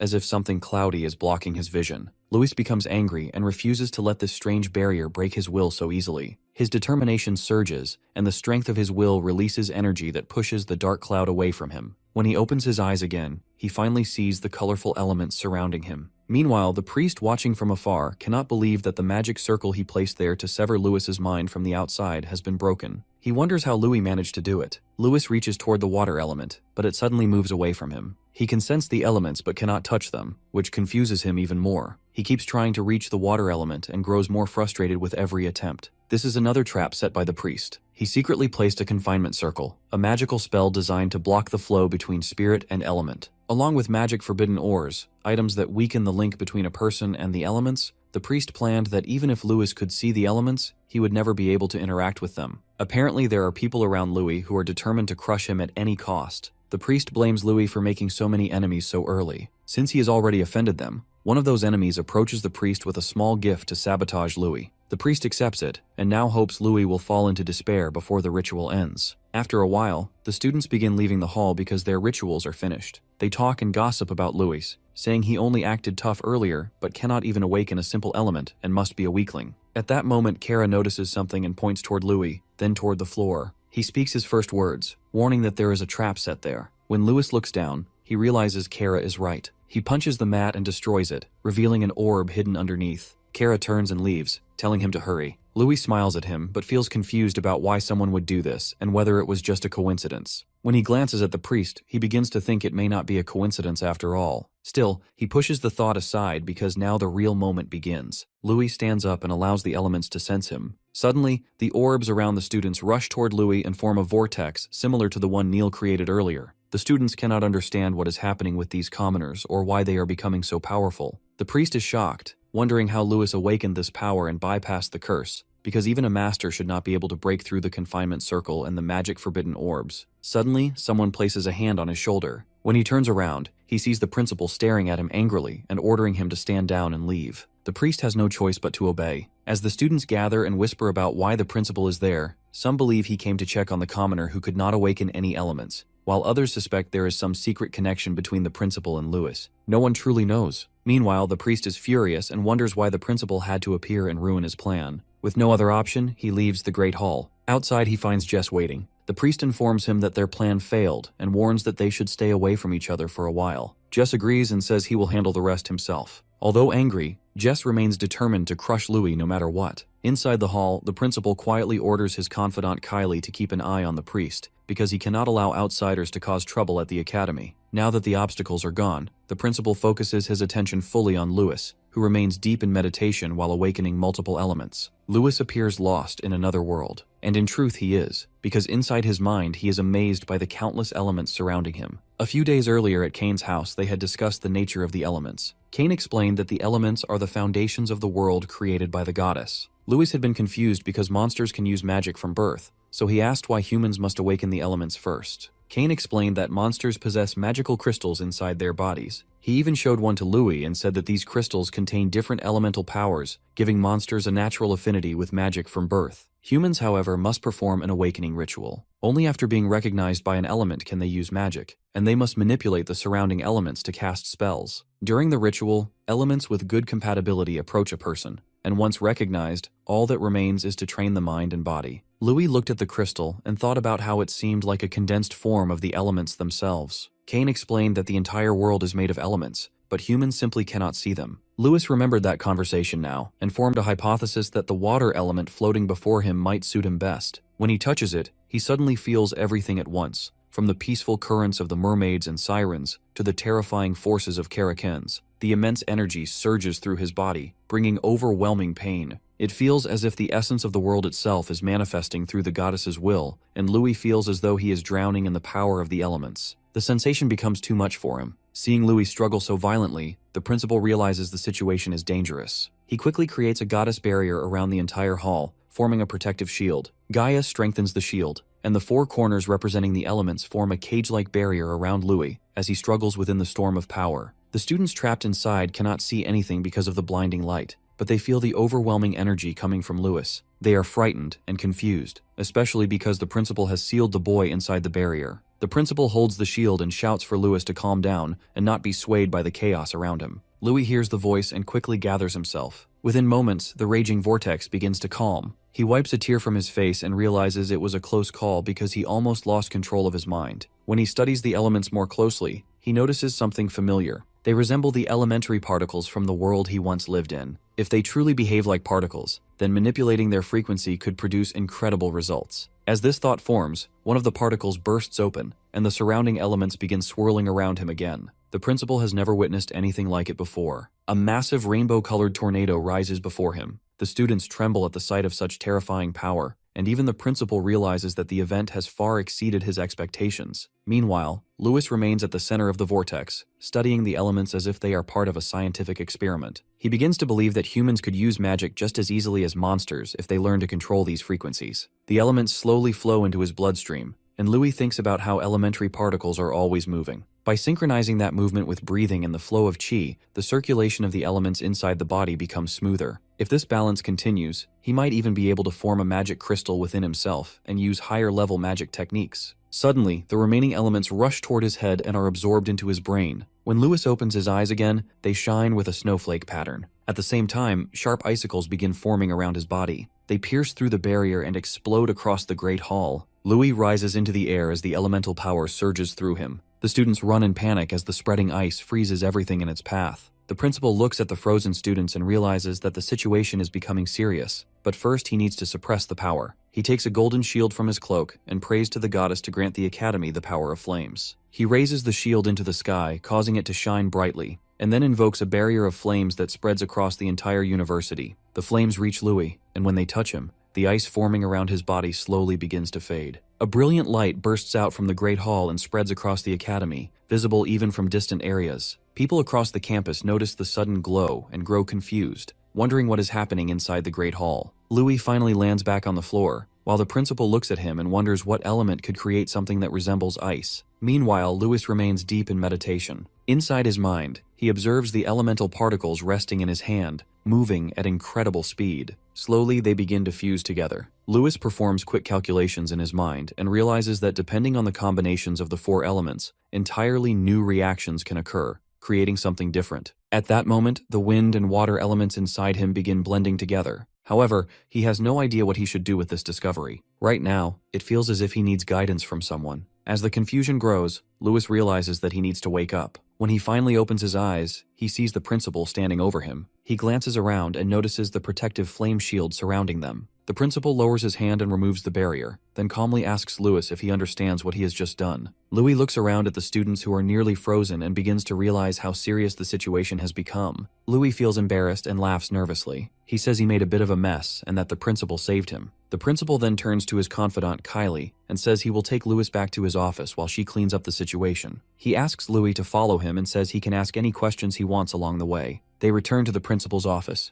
The statue of Gaia there seems to stare at Louis sternly. The principal first congratulates him for awakening all the elements while Louis drinks a potion to calm his mind because he is exhausted. Louis agrees, and then shows the elements emerging from his hands. The principal is quite impressed. Handling elements so smoothly as a new apprentice is something extraordinary, and he can hardly believe Louis has only just awakened. His talent is truly surprising. The principal then gives him a book that will help him study magic and asks him to read it carefully for reference. He explains that he mainly uses earth and wind magic, so for fire and water, Louis should ask Faye and Miliana if he has questions. Since they both come from great families, they know many secrets and techniques. The principal then calls his apprentice Kylie into the room. When she enters, the magical snake transforms into an attractive woman. The principal introduces them to each other and explains that from now on, Kylie will be responsible for protecting Louis. After that, Kylie suggests they move somewhere else where they can talk more freely. She leads both of them to an abandoned building. Louis asks why they are in this place, and the principal explains that it is where he trains and meditates. He has reinforced the area with earth magic to make it durable and soundproof. Kylie then asks Louis to show her the elements. Louis demonstrates how he awakened the ice element by chance during his ritual. He explains that by accelerating the movement of two elements and blending them, a new element is born, and he has named it the ice element. The principal notes that he has never heard of mixing elements before. Kylie is astonished. As the principal said, she is drawn to the chilling effect and smiles. In the next moment, she lunges at Louis, asking to feel the ice element herself. She throws a flurry of punches, but Louis easily defends using his magic and even lands a punch that forces her to retreat. She realizes that the fusion of two elements is extraordinary. Turning to the principal, she asks if such a fusion has ever been done before. The principal explains that it has never been done. Since magic first appeared, many people have studied its power, and countless geniuses devoted their lives to mastering it. But no one succeeded in fusing elements. Most people control only a single attribute, and very few can manipulate multiple. Even the Empire's strongest saint, Lady Mirian, a once-in-a-century genius, could control 3 elements but failed when attempting to fuse 2, which drove her mind and body to the brink of insanity. Louis realizes that normal humans cannot perform element fusion. The principal explains that humans must withstand the power of elements within body and mind. Accelerating elements, as Louis did, requires immense willpower to guide them and release them safely. Only by controlling multiple elements at once can they collide to form something new, but it can be lethal. Kylie realizes that Louis's power might rival a saint, though he himself does not yet understand it. Kylie decides to give Louis a proper test and invokes her fire element, launching into another duel with him. They clash as Principal Smith explains how Lady Miriam once theorized that handling multiple elements simultaneously required a dragon-like body capable of withstanding elemental collisions, or the use of magic crystals, like monsters do. Louis asks about the results of that research, and the principal replies that it was disastrous. Every experiment in the Empire failed, and the concept was eventually deemed forbidden and illegal. He never imagined that someone could break such a taboo, and witnessing it now surprises him deeply. Louis realizes that by calculating multiple elements along separate pathways, he avoided them colliding inside him. Kylie warns him not to get too cocky, reminding him of the risks. Louis understands the stakes. It could bring trouble, as it did in his previous life, but he has no intention of losing control. Kylie tells him that if his secret were exposed, there would be no telling what might happen. The principal assigned her to protect him, but she dislikes unnecessary trouble, so she asks Louis to be careful. Louis accepts and confirms that the ice element is an application of the water attribute he evoked. The principal asks what he means by application, and Louis explains that his stronger than normal willpower allows him to manipulate water into ice under pressure. As he speaks, he asks Kylie to attack again. When she lunges, Louis simultaneously demonstrates using his water magic. Under extreme pressure, water transforms into ice. He forms an ice shield in front of him. Kylie is confused, and Principal Smith is astonished by the transformation. Louis names it the water element superionic ice form. Kylie asks how he turned ordinary water into ice that resists even her flames and radiates heat. Louis explains that liquids change form under intense pressure, and he simply applied that using the knowledge in his mind. The principal turns to Louis, saying there is still so much unexplained in the world. He invites Louis to come see him anytime, and promises to personally teach him how to use his powers properly. He even offers to give credit for any new discoveries Louis makes. Louis is thrilled by the idea. Kylie, on the other hand, looks nervous and asks if the principal is truly going to protect Louis, since what just happened has never been recorded or written in books, and could have been a coincidence. The principal explains that some magic in books is itself the result of coincidence, and he does not want to deny any possibilities. Kylie listens carefully, accepting her boss's commands. She knows our hero will be a high-maintenance student, and that she has a lot of work ahead, but she vows to do it anyway. She vanishes to attend to her other duties. The principal then offers our hero a mental recovery potion, saying it will restore energy for a while, but warning him not to overuse it. Since classes begin tomorrow, he should head back and rest. Our hero drinks the potion, astonished that there are magical potions for the mind as well. Louis returns to his dormitory, still wide awake from the potion, and decides he might as well meditate until morning. When he enters, he notices Kara is still up and asks what he's doing, and if he's been waiting for him. Our hero appreciates it and thanks him personally, knowing Kara really saved him today. The principal had told him about a rare artifact in the hall and asked how our hero noticed it, but Kara doesn't answer and simply hands our hero a card for Gandus Trading Company. Louis realizes now why Kara is so knowledgeable. Kara then quietly leaves, muttering thanks before closing the door. Our hero understands that Kara was just repaying him for being saved on the first day, and being a merchant's son, it's also good networking. The next morning at Candria Arcanist Training Hall, the students gather as their new physical training instructor, Derek, is introduced. Derek is there to teach fundamentals of martial arts, but he comes off as gross and creepy. Most students, male and female, feel intimidated or disgusted. Even Kane thinks the teacher is weird, but our hero is focused on his exceptionally toned body, eager to learn how to train both body and mind. Derek immediately notices our hero and moves in behind him at incredible speed. Louis senses him instantly, while Kane is intimidated. Derek leans close, complimenting our hero on his masterclass physique and expressing a desire to train him more. Our hero feels both disgusted and cautious. Then Derek turns to Kane, mocking his lack of muscles and calling him all blonde hair with no strength. Kane is annoyed, but Derek moves on. The class begins following academy tradition, with seniors demonstrating the training equipment. A few seniors, including Jess, enter, commenting on how unreliable the freshmen are and how even great families have become disgraceful. They walk in with pride, acting as if they own the hall. Kane and our hero are slightly annoyed as Derek asks them to demonstrate their strength. One senior steps up to the weighted pec deck, which trains both arms and chest, and lifts effortlessly. Each weight is enhanced with magic, and he handles 1 ton with ease. The students are shocked, realizing they could never manage that. Another senior spins at incredible speed, while yet another runs on a treadmill with 250-kilo weights strapped to both legs. Derek then tells the freshmen to try, warning them not to overdo it. The freshmen struggle with every exercise, clearly lacking athletic skill. The seniors mock them until they stop, but then they notice someone dominating the machines. It's our hero, working out as if it's a joke. He lifts 10 tons with ease, runs on the treadmill so fast it feels like it might explode, and spins so violently it seems like a tornado. The students are stunned, convinced it's impossible, and suspect he might be using enhancement drugs. On the other hand, Neil is in his own competition. Neil, however, is in a league of his own. He presses 15 tons of weight as if it means absolutely nothing. He straps on a 20-ton weight block and runs across the treadmill as though he is taking a casual stroll through a park. The other students can only stare in horror as they watch him train like a monster in human form. Once he finishes his set, he drops the massive weight right in front of Louis with a deafening crash, making his intentions painfully obvious. In Neil's mind, this proves that he wins simply because he is stronger than everyone else. He looks straight at Louis and tells him to forget everyone around them, so the two of them can finally settle the tension between them once and for all. The problem is that Louis does not even see this as a rivalry. The only thing he sees is Neil's oversized ego and his desperate need to prove that he is the strongest student in the academy.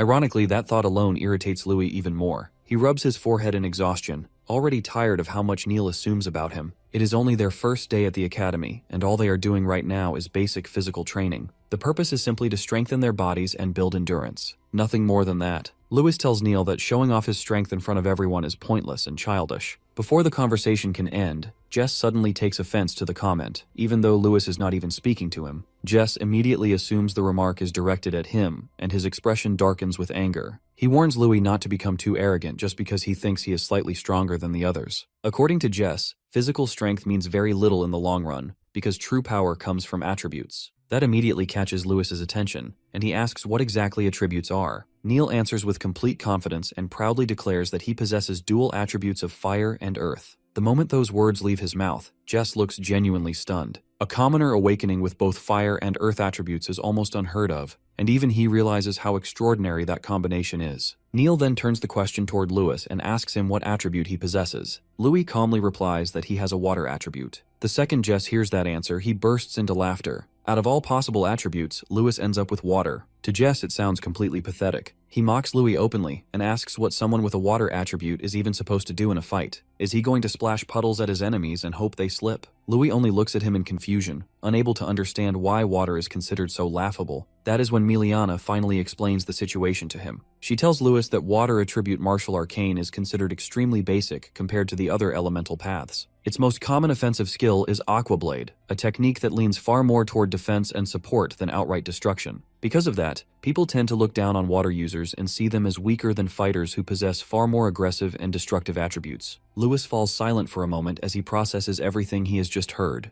Until now, he never realizes that the water attribute is looked down upon to such an extent. Jess keeps pushing the humiliation further and tells him that no matter how strong his body may be, the moment someone awakens a water attribute, their future becomes completely hopeless. The group of bullies surrounding him burst into laughter at those words. One of them smugly adds that throughout all of history, not a single water attribute user has ever risen to the rank of Grandmaster. Because of that, they mockingly advise Louis to accept his place and become nothing more than support for people who possess superior attributes. According to them, the best thing he can do is stand behind stronger fighters and help them win battles. Louis immediately dislikes the tone they are using. He narrows his eyes and asks if they are seriously saying that someone who only possesses a water attribute can never rise beyond the level of master, even under ideal circumstances. Jess responds as if the answer is obvious and tells him that it is simply common sense. He sneers at Louis and says that a commoner clearly knows nothing about the world, which is why someone has to explain reality to him in the first place. At that point, Kane finally loses his patience and snaps back at them. Faye also steps in and demands that the bullies stop talking because they clearly have no idea what they are doing. The tension between both groups rises immediately, and the argument grows louder with every passing second. Jess suddenly walks toward the teacher and reminds him that the senior students are supposed to act as role models for the newcomers. Then he proposes a new exercise. He explains that controlling magic properly requires not only mana control, but also a powerful body capable of enduring punishment. According to him, endurance training is the perfect way to strengthen both physical toughness and mana control, because taking direct hits forces the body to adapt under pressure. With a smug grin on his face, Jess suggests a friendly sparring match that can also function as endurance training. He proudly declares that he will personally demonstrate to the new students just how useless the water attribute truly is. At that moment, Kane quickly leans toward Louis and warns him about something important. He reveals that Jess is actually the older brother of the student Louis humiliates earlier. He also explains that water attributes are notoriously weak when it comes to reinforcing and protecting the body. In other words, Jess is clearly planning to beat Lewis half to death in front of everyone.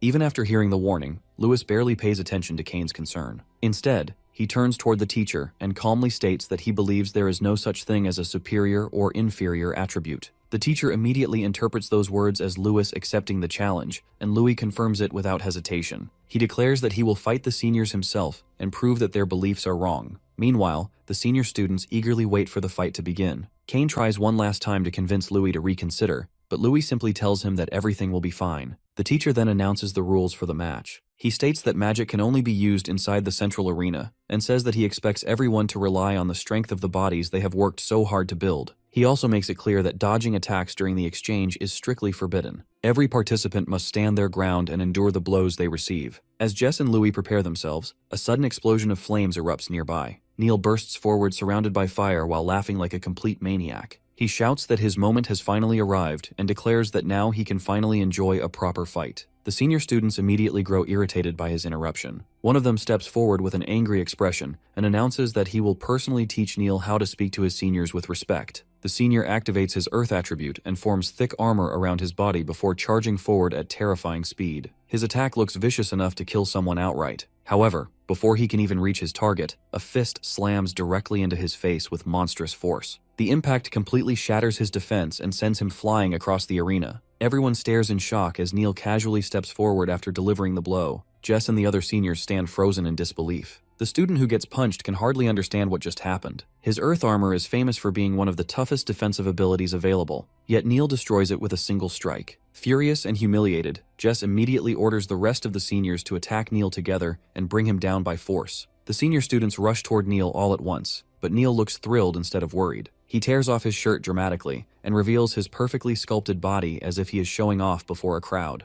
Then he grins wildly and charges straight into battle. The attacks thrown at him barely seem to affect him at all. While the blows feel harmless to Neil, every strike he delivers back is devastating. He grabs one senior and hurls him away with enough force to crash into several others behind him. For a brief moment, Neil's back is left completely exposed. One of the Earth Attribute seniors sees the opening and rushes forward, convinced that he has finally found Neil's weak spot. He attacks with everything he has, but the instant his strike lands, his confidence disappears. Instead of injuring Neil, he ends up shattering his own armor. A split second later, once the adrenaline fades, unbearable pain surges through his body and he lets out a shriek that echoes through the arena. The horrified senior finally realizes what happened. Neil concentrates his mana into a single point on his body to strengthen it to an absurd degree. The senior cannot comprehend how a first-year student possesses such terrifying control over mana already. Before he can recover, Neil kicks him violently across the arena and sends him crashing into a wall. The teacher watches the entire scene with complete boredom on his face. In a calm voice, he reminds everyone that even if they become powerful fighters, they should never neglect the fundamentals unless they want to end up exactly like the defeated senior lying on the ground. Lewis watches the carnage with growing fear. Even he has to admit that Neil is delivering a horrifying beating. He quietly asks Kane if he thinks Neil has gone too far. Before Kane can answer, another attack suddenly comes from behind them. Kane notices the danger instantly, just as Faye and Louis spot another senior approaching from the front. Without hesitation, both Kane and Faye step forward to protect Louis. At the same time,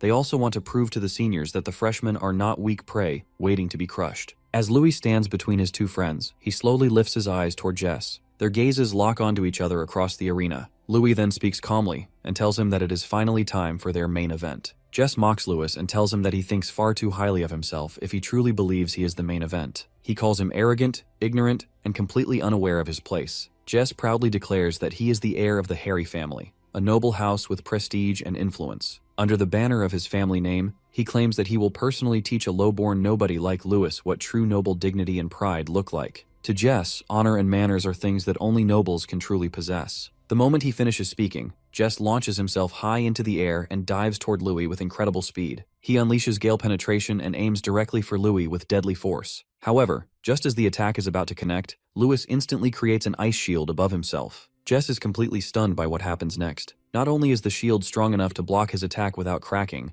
but the freezing energy pouring from it is so intense that it forces him to retreat immediately. Jess stares at his own hands in disbelief and realizes that they are freezing simply from making contact with the ice. He cannot believe that this strange and terrifying power comes from water magic. Louis calmly confirms that it is simply an application of water magic techniques. Nearby, Meliana watches the exchange with deep curiosity, because even she has never seen water magic used in this way before. The other students are equally confused. None of them have ever seen an ice shield before, nor have they witnessed water magic being manipulated like this. Jess refuses to accept what he is seeing, and convinces himself that Lewis is merely using some strange trick with water techniques. Brian mutters that the freshmen this year are nothing but troublemakers. Jess decides that no matter what strange abilities Louis possesses, he is still going to teach him a lesson. At the same time, Jess looks toward Neil, who is still destroying the senior students one after another, and immediately rushes toward him. Neil notices Jess approaching and becomes excited because he assumes Jess is about to become his next punching bag. Neil throws a powerful punch at him, but Jess smoothly avoids the attack and laughs while telling him that he missed. Neil grins at the challenge in front of him. Over the next few moments, Jess moves so quickly that Neil cannot land a single hit on him. However, Jess is not truly focused on defeating Neil.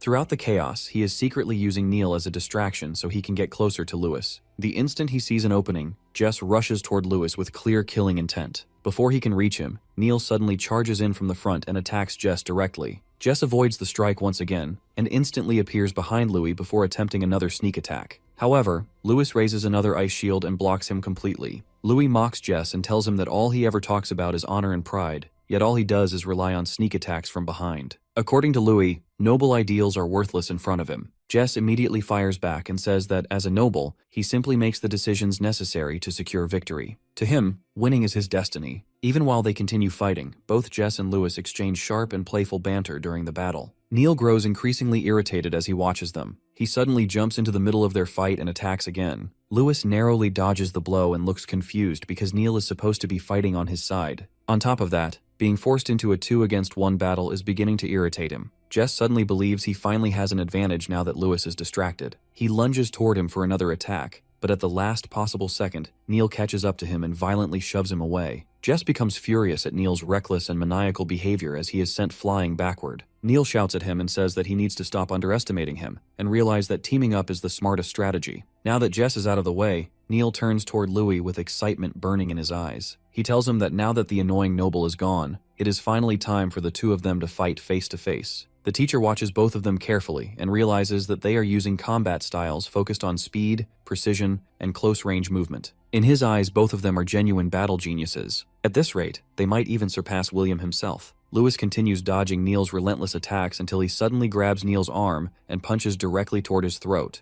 which happens to be Neil's weak point. Neil immediately struggles to breathe and becomes momentarily breathless from the strike. Faye instantly becomes angry at Lewis and shouts at him because attacking someone's throat is extremely dangerous. While Lewis's attention shifts away from Neil for only a brief second, Neil suddenly grabs his hand. Anger flashes through Neil's eyes as he realizes that he has finally caught him. He tells Louis that now he is going to make him feel real pain. Neil slams his head forward and headbutts Louis while muttering that someone like Louis should never have been able to fight him on equal footing. According to Neil, he is only getting started. Louis stares at him coldly and reminds him that the academy rules clearly state that students must not intentionally try to seriously injure each other. In Lewis's eyes, Neil has already crossed that line. At that moment, Lewis releases the water element inside his body. Instantly, streams of water begin flooding around him as his awakened water element surges outward. Neil watches the sight with growing interest, but he remains completely confident. In his mind, simple water magic is nowhere near enough to stop him. The teacher himself says that this training is meant to test the strength of their bodies, so Neil refuses to back down or avoid the attack. Lewis remains completely unfazed by Neil's confidence. He calmly asks him if he would prefer something stronger instead. The instant those words leave his mouth, the water around them transforms into ice and freezes around Neil's body. Neil immediately realizes that the pain tearing through him is unbearable. He quickly releases his fire element and desperately melts the ice trapping him. When he finally breaks free, he looks even more insane than before. A wild grin spreads across his face as he declares that fighting Louis is making him stronger. Because of that, he insists that their battle must continue. One night, when Neil is still just a child, he kneels beside a river and drinks water while trying to understand the strange pain constantly burning through his body. As he sits there alone in the darkness, he suddenly notices a pack of wolves slowly approaching him. Fear immediately grips him. Before he can react properly, the wolves lunge at him and begin tearing into his body. Neil desperately tries to defend himself, but one of the wolves sinks its teeth into his arm while another bites deeply into his leg. Even as a child, however, Neil possesses frightening strength. Through sheer force, he pries open one wolf's jaws and rips his trapped arm free. Rage explodes inside him. The pain flooding through his body drives him into a frenzy, and in that moment, he tears the wolves apart with his bare hands. That night changes him forever. As the bloodied bodies of the wolves lie scattered around him, Neil comes to a realization. Pain proves that a person is truly alive. Strength is what allows people to survive. The more pain he endures, the stronger he becomes. Only the strong survive in this world, and that small child manages to slaughter every murderous wolf that attacks him. That is why Neil constantly seeks pain.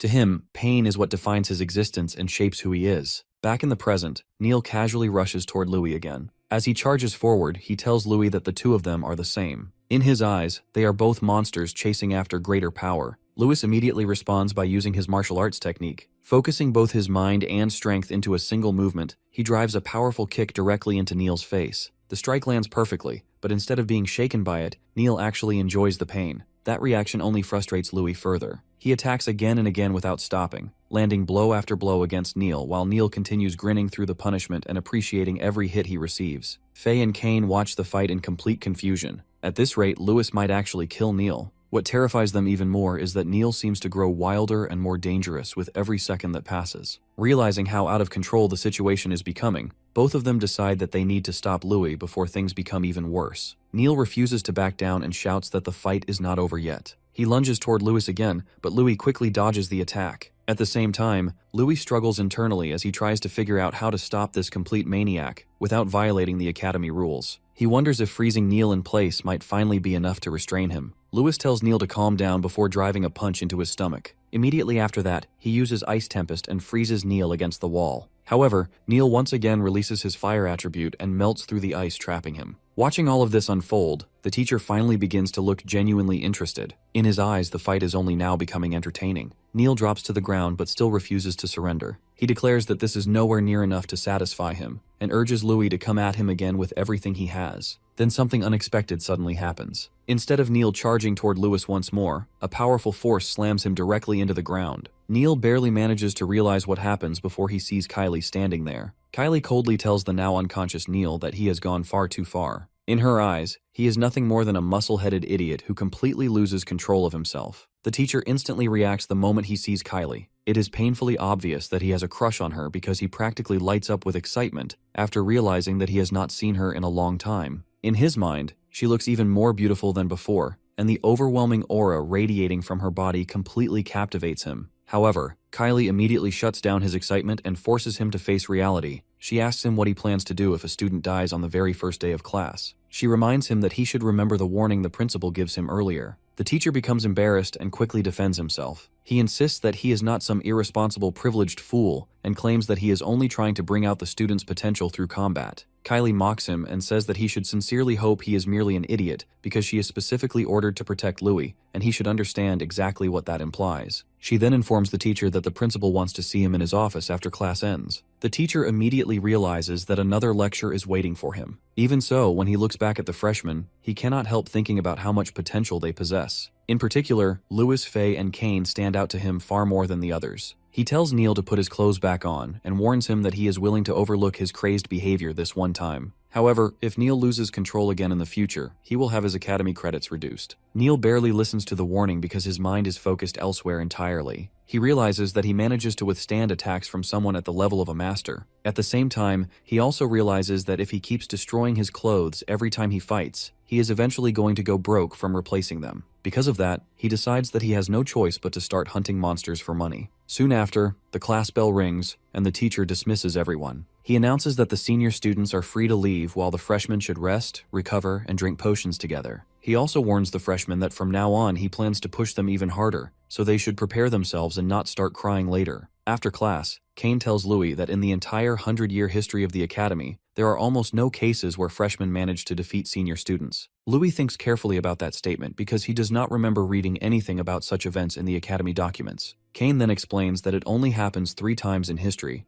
and during each of those years, several grandmasters eventually emerge from those freshman classes. Louis immediately asks when the most recent case occurs. Kane explains that the latest example happens during the years when their fathers attend the academy. Apparently, even they managed to defeat upperclassmen during their first year. Meanwhile, the senior students who are bruised, bloodied, and humiliated slowly make their way back to their classroom. One of the seniors apologizes to Jess for being too weak, but he also admits that Louis and Neil are simply far too strong. He quietly suggests that maybe they should deal with those two from the shadows instead. Jess immediately rejects that idea. He wants to defeat them openly, and stand above everyone else as the strongest because he believes that position rightfully belongs to him. He tells his companion not to rush because there will be plenty of chances to take revenge later. In Jess's eyes, no matter how talented or powerful Louis and Neil become, they are still merely citizens of the Empire. Nobles are the ones who truly control the fate of the Empire. Later, Faye speaks with Miliana and asks what she thinks about Louis' techniques. She points out that his talent with water magic is unbelievable. Faye also suggests that if Miliana stays close to Louis and trains alongside him, she might grow stronger as well. Miliana quietly thinks about Louis and the overwhelming power behind his water magic. Deep down, she feels that she could never replicate what he does. Even if she trains beside him, her own water attribute techniques feel completely inadequate. Before Louis appears, no one ever manages to use water magic in such strange and powerful ways. Because of that, Miliana realizes that she desperately needs to create more water attribute attack techniques that are easier for her to use. Faye asks her if she is really pushing herself this hard at only 16 years old. Miliana quietly replies that she has to do it for the sake of her family because she wants to make them proud. Faye already knows that this is exactly the answer Miliana is going to give. After hearing it, she calls Louis over and tells him that Miliana wants to speak with him. The moment she says that, everyone nearby immediately turns toward Miliana. Under all their stares, she begins to grow nervous. Most of the students instantly assume that Miliana is about to confess her feelings to Louis in front of everyone, but that is not what she intends at all. Louis walks over to the girls, and Faye explains that since he uses water magic earlier, she wants to know if he can teach some of those techniques to Miliana. Louis immediately agrees without hesitation. Being naturally kind-hearted, he says that he does not mind at all. In fact, because they are friends, he would be happy to help her. The moment Miliana hears the word friends, she becomes strangely confused. Even Louis notices her reaction and looks puzzled by it. That is when Miliana quietly confesses that one day she might bring trouble into his life. And even then, she hopes he will not regret becoming friends with her. Louis tells Miliana that he will never regret being friends with her because he could never regret the people he cares about. Hearing that only makes Miliana more emotional. She quickly says that she does not want to drag him into the problems surrounding her life before suddenly running away. Everyone watches her leave with confused expressions. Faye immediately runs after her and apologizes to Louis along the way, saying that she is going to talk to Miliana for a while and make sure that she is all right. As they disappear, Louis quietly thinks about how everyone around him carries different burdens and struggles. He understands that much already. If anything, he begins to feel that he might end up becoming the one who causes trouble for Miliana instead. He turns toward Kane and asks whether he knows anything about her background. Kane explains that Miliana is the daughter of the Royce family and also the granddaughter of a grandmaster. Back when her grandmother is still alive, the Royce family thrives and holds considerable influence. However, after her grandmother passes away, the family gradually loses its power and status. Beyond that, Kane admits that he does not know much about what happens afterward. He says that Faye probably knows far more about the situation than he does. Louis then turns toward Kara and asks if she knows anything else. Kara explains that the Royce family eventually clashes with the Arcanist Association. Hearing that immediately catches Louis's attention. He asks if the trouble Miliana mentions is connected to the Arcanist Association and whether Kara knows any additional details. Unfortunately, Kara shakes her head and admits that this is all she knows. For now, Louis realizes that if he wants real answers, he will eventually need to ask either Faye or Miliana directly. The next day, the freshmen gather at the Academy's first magic training ground. Standing before them, the professor announces that magic is the goddess's blessing and the true essence of the world itself. He explains that during this class, he will teach them how to control magic properly and how to use martial arcane techniques in combat. He then introduces himself as Mr. Sid. Kane notices that Louis suddenly seems irritated and asks him what is wrong. After all, Louis is incredibly excited for magic class earlier. Louis quietly admits that he is still excited to learn, but for some reason he already feels as though the professor dislikes him. Almost immediately after those words leave his mouth, Mr. Sid appears directly in front of Louis. He coldly tells him that students should not chat while the teacher is speaking. He openly states that he hates rude and idiotic people in his classroom. Without hesitation, he announces that 1 credit will be deducted from Louis' account. Mr. Sid continues insulting him and says that unlike certain muscle-brained idiots, students are expected to follow the academy rules properly. According to him, if Louis keeps breaking regulations, he will eventually end up with 0 credits remaining. A moment later, Mr. Sid deducts another credit while accusing Louis of being vulgar and disrespectful, even though Louis never actually says anything offensive. Despite the unfair treatment, Louis remains silent because he already understands that the professor is deliberately targeting him. As Mr. Sid walks away, he tells Louis that he should learn proper noble etiquette and culture if he truly wants to behave like a respectable student. Then Mr. Sid raises his finger, and suddenly a gigantic sand knight erupts from the ground through the use of magic art. Both Kane and Louis stare at the enormous construct in amazement. Mr. Sid explains that in real combat, martial arcane requires mastery over both martial arts and magic. If someone wishes to become a true apprentice, they must first learn how to manifest mana into the shape of a weapon. Once they master that skill, they can eventually cover their entire body with arcane armor. As he speaks, Mr. Sid demonstrates the technique by forming a sword from mana in his right hand. He explains that after mastering those fundamentals, a person can finally become a true fighter. In order to control mana through the body, one must connect their thoughts to their movements and guide mana through precise physical actions. To demonstrate further, Mr. Sid flips the sword in his hand before slashing toward the giant sand knight. The attack slices the construct completely in half and leaves the students stunned by the destructive power of martial arcane. Afterward, he tells the students that later they will all attempt to attack stone statues in the same way. The student who causes the greatest amount of damage will receive 5 extra credits. Before that begins, however, he plans to teach them how to attack properly with magic.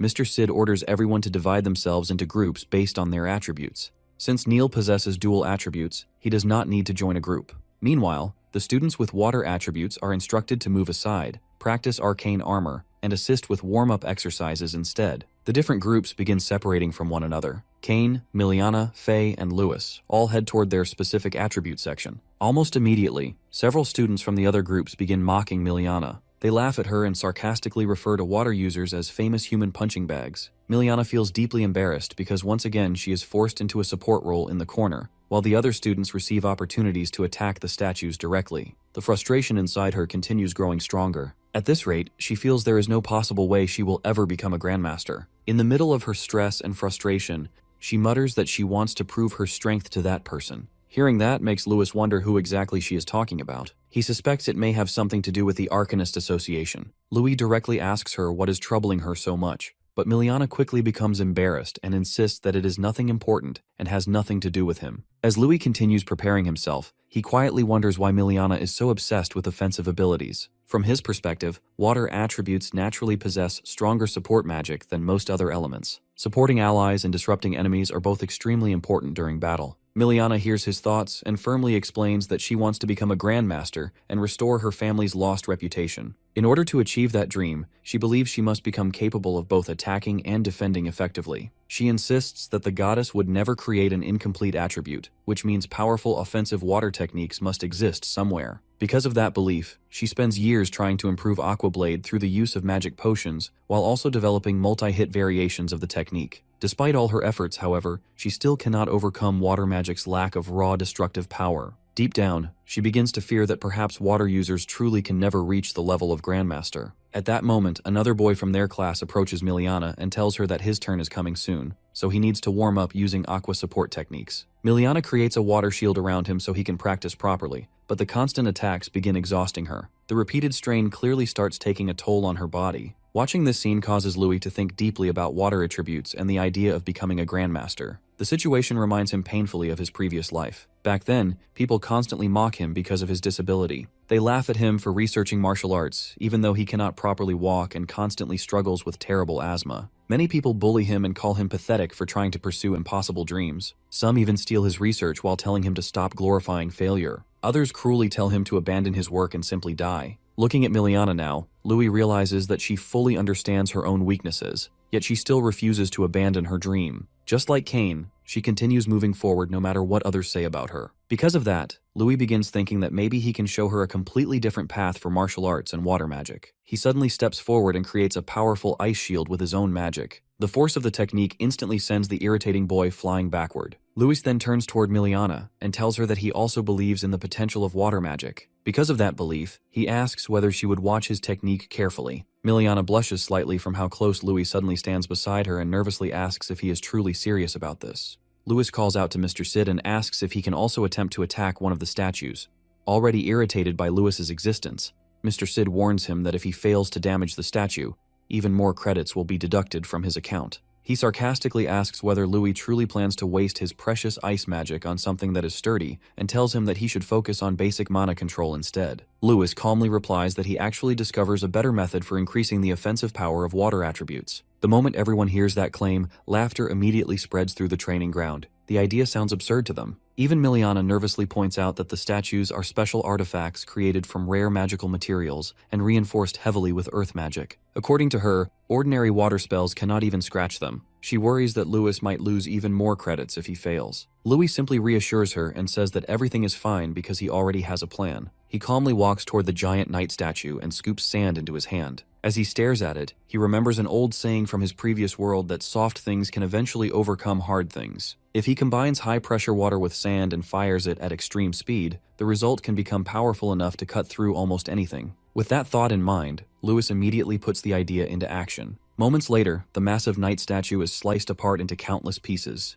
Mr. Sid stares at the destroyed remains of his precious statue in complete disbelief. Meanwhile, Louis calmly looks toward him and declares that this is the true nature of water magic. During the night, Kane, Kara, and Louis walk back toward their dorms together, while Kane excitedly talks about what happens earlier in class. He tells Louis that he really wishes he could have seen the expression on Mr. Sid's face the moment Louis earns all those credits.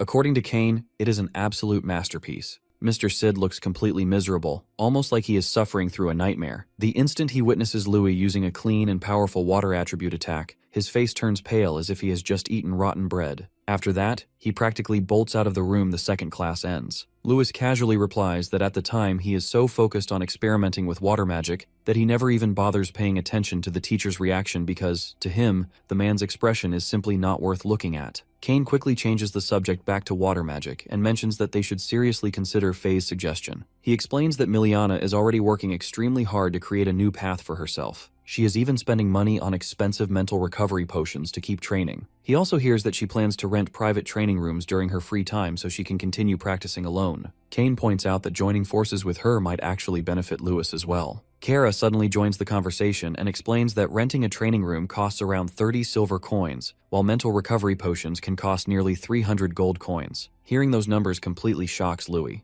The prices are far higher than he expects. After thinking for a moment, he turns toward Kara and asks him for a favor related to the upcoming training mission they are supposed to participate in within the next few days. The three of them continue discussing what might happen during the mission while making their way back to the dormitories. The following day, the teacher gathers the entire class together outside on the academy grounds. He gives them a speech about how their bodies are already becoming stronger and more refined with every passing day. Watching their progress apparently fills him with pride and satisfaction. Because of that, he announces that they are finally ready to begin participating in the Academy's official training missions. According to him, these missions are not only part of their responsibilities as students, but also important opportunities for growth. He explains that Candria Arcanist Academy is connected to the Mondo Great Forest along the western frontier. Long ago, that forest serves as the territory of terrifying monsters, but over time it becomes a natural border separating several major nations. Even now, countless monsters still inhabit the forest. The deeper someone travels toward the center, the more dangerous and powerful the monsters become. By comparison, the creatures living near the outer edge are far weaker. The academy itself is originally built partly to help defend the Empire against threats emerging from the forest. That is why students are regularly sent on training missions to exterminate weaker monsters around the outskirts. The teacher explains that every magic crystal collected from defeated monsters can later be exchanged for credits or rewards after returning to the academy. On top of that, whichever student brings back the largest haul of crystals will receive an additional bonus reward. However, he also warns them that recklessness has consequences. If students challenge monsters that are too powerful and require rescue from a teacher, they will immediately lose 1 credit as punishment. After finishing his explanation, the teacher dismisses them to prepare for departure. Neil looks incredibly excited after hearing all of this because, in his mind, this is finally a chance for him to completely cut loose in real combat. Meanwhile, Faye asks Louis whether he truly plans to use actual combat situations to help train Miliana. Louis calmly answers that real battles reveal a person's true abilities far better than controlled practice ever can. Because of that, all of them agree to form a team of 5 people. They believe that combining both their strength and teamwork will make them far more effective than wasting huge amounts of money on expensive training rooms. Faye then turns toward Miliana and asks what she thinks about the idea. To everyone's surprise, Miliana genuinely seems excited about joining them. Right after that, the teacher claps his hands and announces that every group of 5 freshmen will complete their first training mission alongside several senior students. He explains that this arrangement gives the freshmen an opportunity to learn from the experience of older students while staying relatively safe during their first mission. Not long after that announcement, Louis notices Jess staring at him from nearby. Jess approaches him and coldly comments on how they somehow end up meeting once again during training mission preparations. He reminds Louis that training missions are extremely dangerous and sarcastically tells him to make sure he does not get himself killed out there. Lewis calmly responds that people only truly grow stronger after overcoming dangerous situations. Jess clicks his tongue in annoyance before walking away and muttering that Louis is an arrogant bastard. Once he leaves, Jess quietly tells one of his friends that if a fight breaks out during the mission, none of the seniors should help the freshmen at all. At the same time, Kane quietly warns Louis that teachers usually observe the missions from afar. They rarely interfere directly unless absolutely necessary. However, he suspects that some seniors might intentionally lure the freshmen deeper into the forest and force them toward stronger monsters just to make things harder for them. Louis simply replies that stronger monsters mean more valuable magic crystals, which also means more money and more academy credits. Soon afterward, all the student groups begin entering the forest together. As they travel deeper inside, Louis talks with Kane about the details of the forest itself and wonders whether any powerful survivors from ancient times might still remain hidden there. Kane explains that the saints of the region wiped out most of the dangerous behemoths long ago, so there are supposedly none left near the outer regions anymore. At best, they might encounter a few fighter-class monsters if they are lucky. Nearby, the senior assigned to supervise their group overhears the conversation and secretly scoffs at them. In his mind, fighter-class monsters normally require multiple trained fighters working together just to survive. The idea that a handful of apprentices think they can defeat such creatures sounds incredibly naive to him. Suddenly, a massive monster appears directly in front of the group. Even the supervising senior looks stunned because the creature standing before them is a fighter-class grand bear. Instead of helping immediately, the senior quickly jumps into a nearby tree and hides himself among the branches. He quietly thinks that this timing is perfect because a monster at this level should be more than enough to overwhelm inexperienced freshmen. From his safe hiding place, he decides that he will simply watch the entire disaster unfold comfortably from above. Louis immediately grows irritated the moment he notices the situation.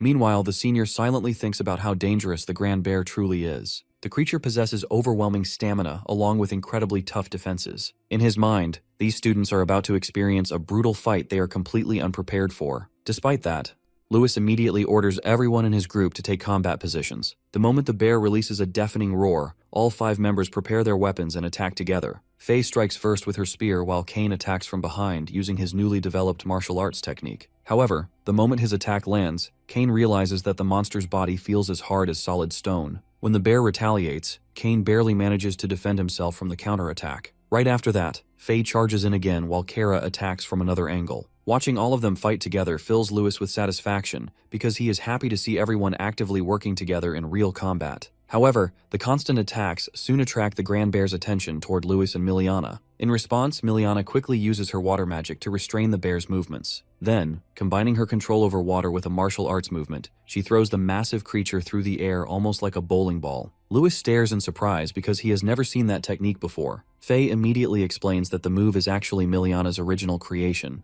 a technique that combines water magic with jujitsu principles. Hearing that genuinely impresses Louis because he is glad to see her creating unique techniques of her own. Not wanting to fall behind Miliana, Louis rushes toward the bear himself because he also wants to demonstrate his own strength. He delivers a brutal kick directly into the creature's chest near its heart and sends the giant beast flying backward. Immediately afterward, he forms a compressed sphere of water and launches it toward the bear. The attack explodes violently upon impact before the monster crashes onto the ground. Miliana stares in shock after witnessing the damage Louis inflicts. Even students with stronger elemental attributes barely manage to scratch the grand bear, yet Louis severely injures it using water magic alone. Louis calmly explains that everything comes down to scientific principles. When water becomes superheated, compressed, and detonated under pressure, it creates steam powerful enough to burn targets internally and disrupt their breathing. Even if an enemy possesses tough skin or strong defenses, internal damage is far harder to resist. Miliana absorbs every word he says as though she is receiving an important life lesson. Deep inside, she begins wondering whether she can apply those ideas to her own techniques as well. Afterward, Louis suddenly hands her a special magic ring created by the Candace Trading Company, something he earlier requests through Kara's help. With the ring, Miliana can temporarily use earth, fire, and wind magic alongside her natural water attribute, just like Louis does himself.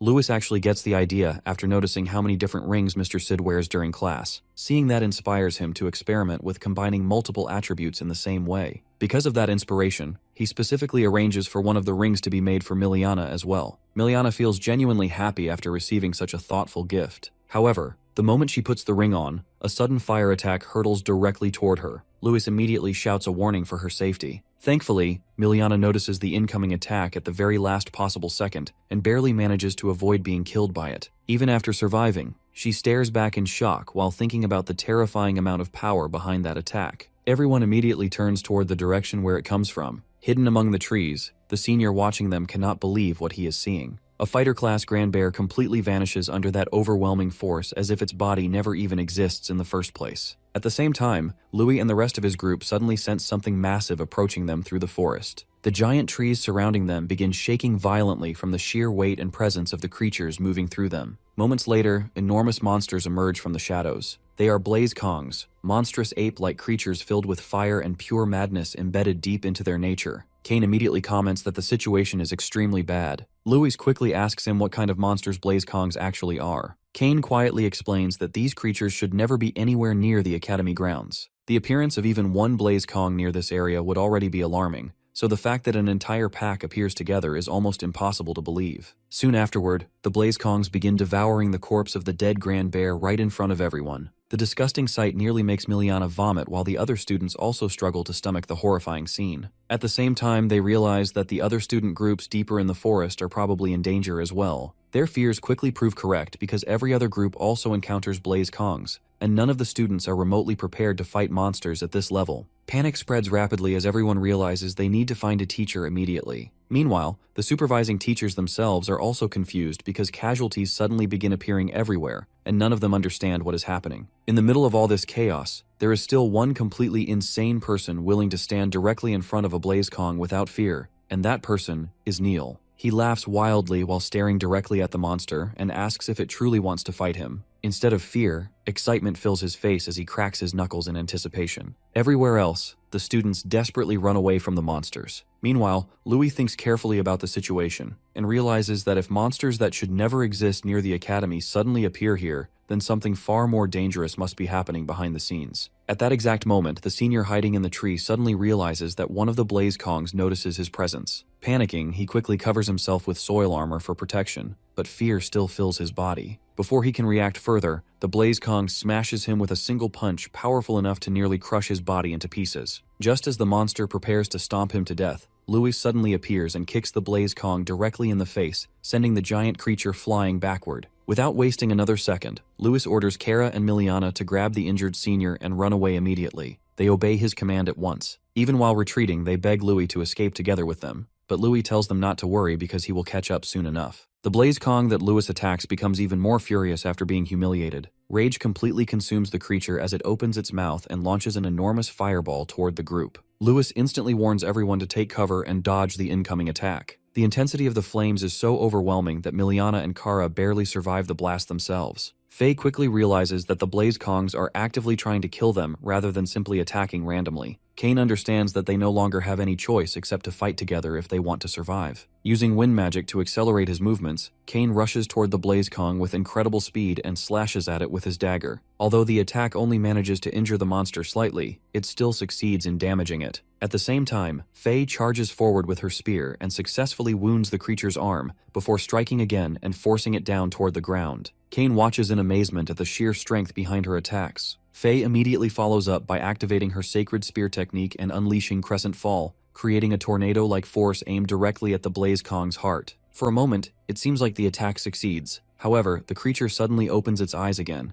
and Faye realizes in horror that it uses crystal magic to reinforce itself. Refusing to stop, she attacks once more with her sacred spear and pierces directly through its body, triggering a violent eruption around them. Standing over the monster afterward, she feels a brief moment of pride in finally bringing it down. That moment disappears instantly when Kane screams at her not to lower her guard. The second Faye turns around, she sees the Blaze Kong standing directly above her despite everything she already does to it. The creature opens its mouth and unleashes another devastating stream of fire directly toward her. At the last possible second, Louis jumps in front of her and protects both of them with an ice shield. Immediately afterward, he creates massive ice lances erupting from the ground and traps the Blaze Kong in layers of freezing ice. For the first time in several moments, the group finally gets a brief second to breathe. Faye thanks Louis while still struggling to understand how the Blaze Kong survives even after its heart is pierced. However, Louis barely listens because his full attention remains fixed on the monster itself. He quickly realizes that the creature is preparing to unleash another fire breath attack. Without hesitation, he pulls Faye away once again, just as the Blaze Kong explodes out from the frozen ice lances surrounding it. To everyone's horror, The injuries previously inflicted by Kane and Faye begin healing almost instantly. The entire group stares in disbelief because while they hear that Blaze Kongs are incredibly aggressive monsters, none of them ever hear stories about such terrifying regeneration abilities.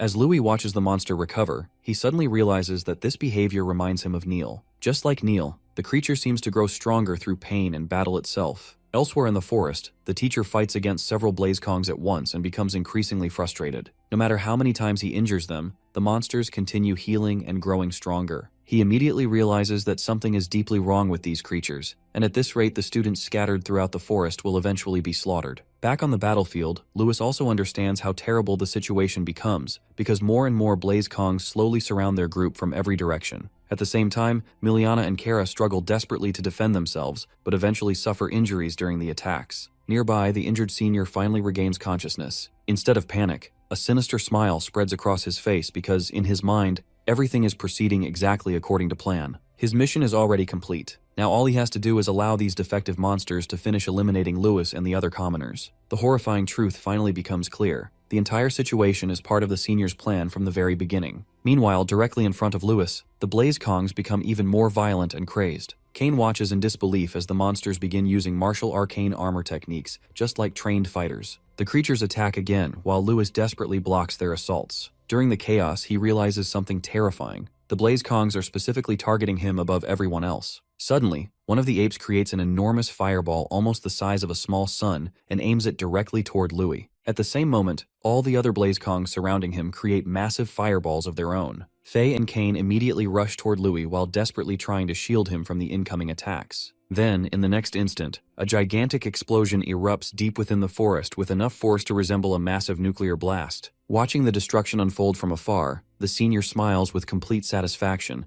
because he believes his mission is finally accomplished. However, Louis is not someone who dies so easily. Right in the middle of the massive explosion, brilliant blue rays suddenly burst outward from within the flames themselves. Even the Blaze Kongs stop in confusion as they stare at the strange light emerging from the destruction. Moments later, a violent tornado erupts and completely overwhelms the sea of flames surrounding the area. Faye and Kane immediately recognize that blue energy, and both of them realize at once that Louis somehow survives one of the most devastating attacks ever unleashed against freshman students. Not only does he survive it, but he emerges from it in an even more terrifying state than before. Faye points out in disbelief that controlling mana over such a vast area purely through force of will is something that only masters or individuals above that level should be capable of doing. Kane finally understands that Louis has been hiding his true strength all this time. Meanwhile, Louis himself thinks about the strain spreading through his body. By accelerating the circulation of mana throughout himself, he temporarily forces his body into achieving mana control comparable to a master. However, the pressure and pain tearing through his body are becoming unbearable, and he knows he will reach his limit very soon.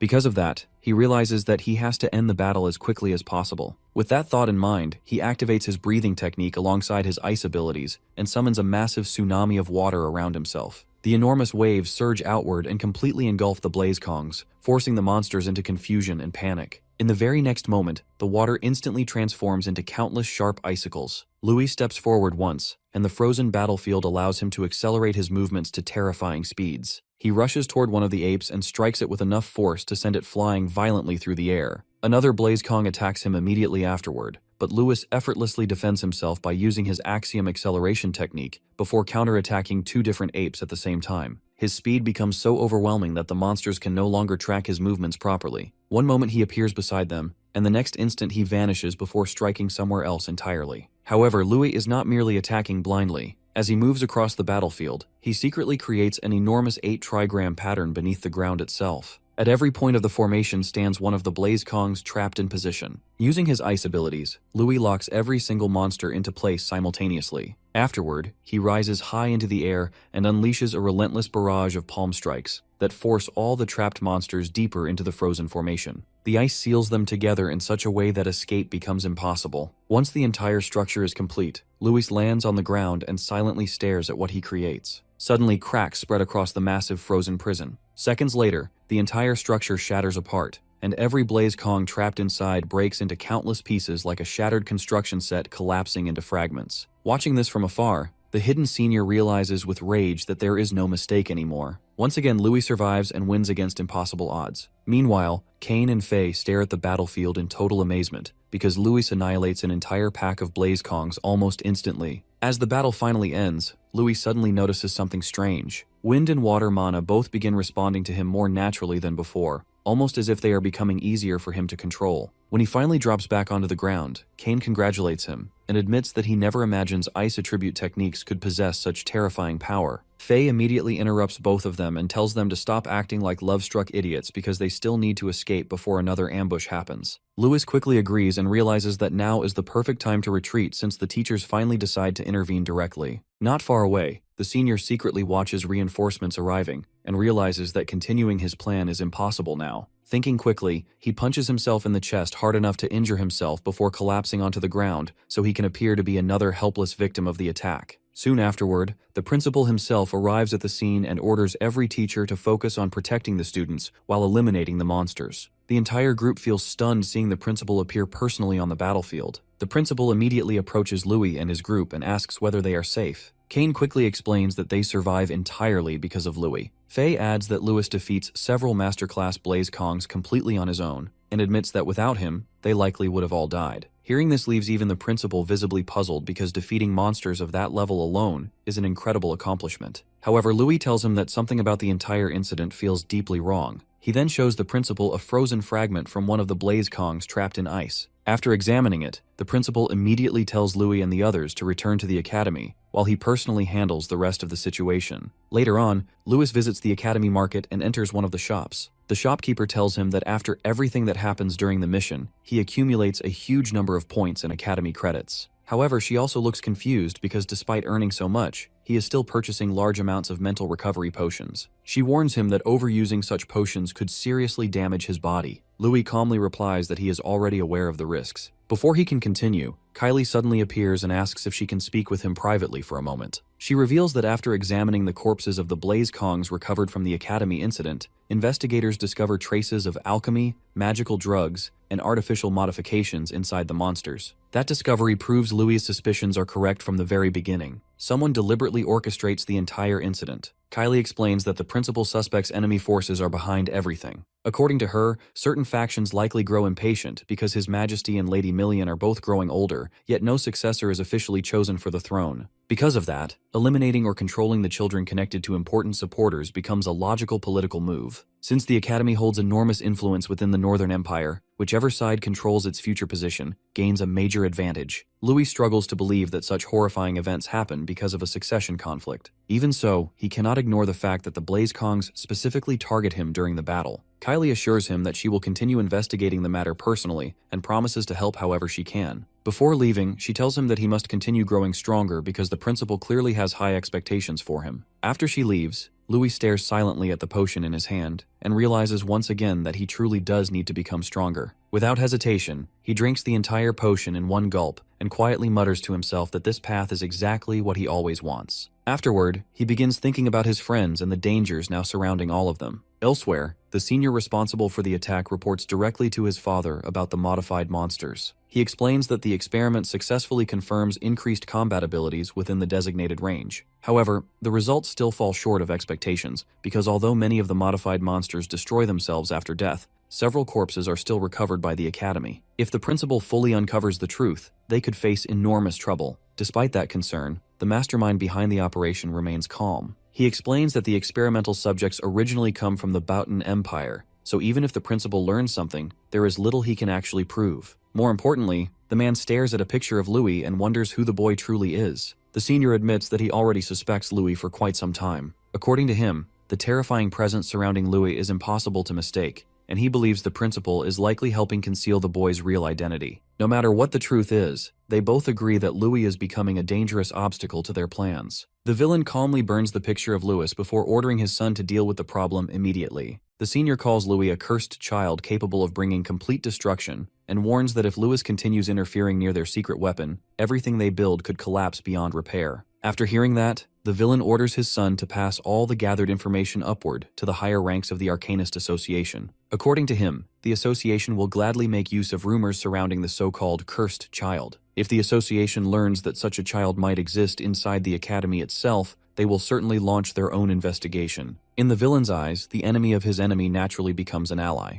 The man behind the conspiracy is none other than Prince Vaughn himself, the Duke who leads the noble faction, and also Brian's father. Soon afterward, Lewis heads toward the training grounds where he continues practicing his meditation techniques. Even while keeping his eyes completely closed, he remains fully aware of everything happening around him. Kane suddenly attacks him from behind, hoping to catch him off guard, but Lewis instantly senses the movement and blocks the attack without difficulty. Not only does he defend himself perfectly, but he also counters Kane's desperate strikes with attacks of his own. In the middle of the exchange, another burst of power suddenly rushes directly toward Louis. This time the attack comes from the infamous Faye, who never knows how to hold back during a fight even when she is only sparring with friends in training. She throws herself into combat with complete intensity as always. However, just as before, Louis calmly reacts the moment the attack approaches him. An ice shield instantly appears right in front of him and blocks the incoming strike. The rest of the group watches closely, convinced that they finally corner him and land a decisive blow. They think Lewis must have missed something this time. Miliana, however, quickly realizes that Lewis already sees through the entire setup. As it turns out, she is completely right.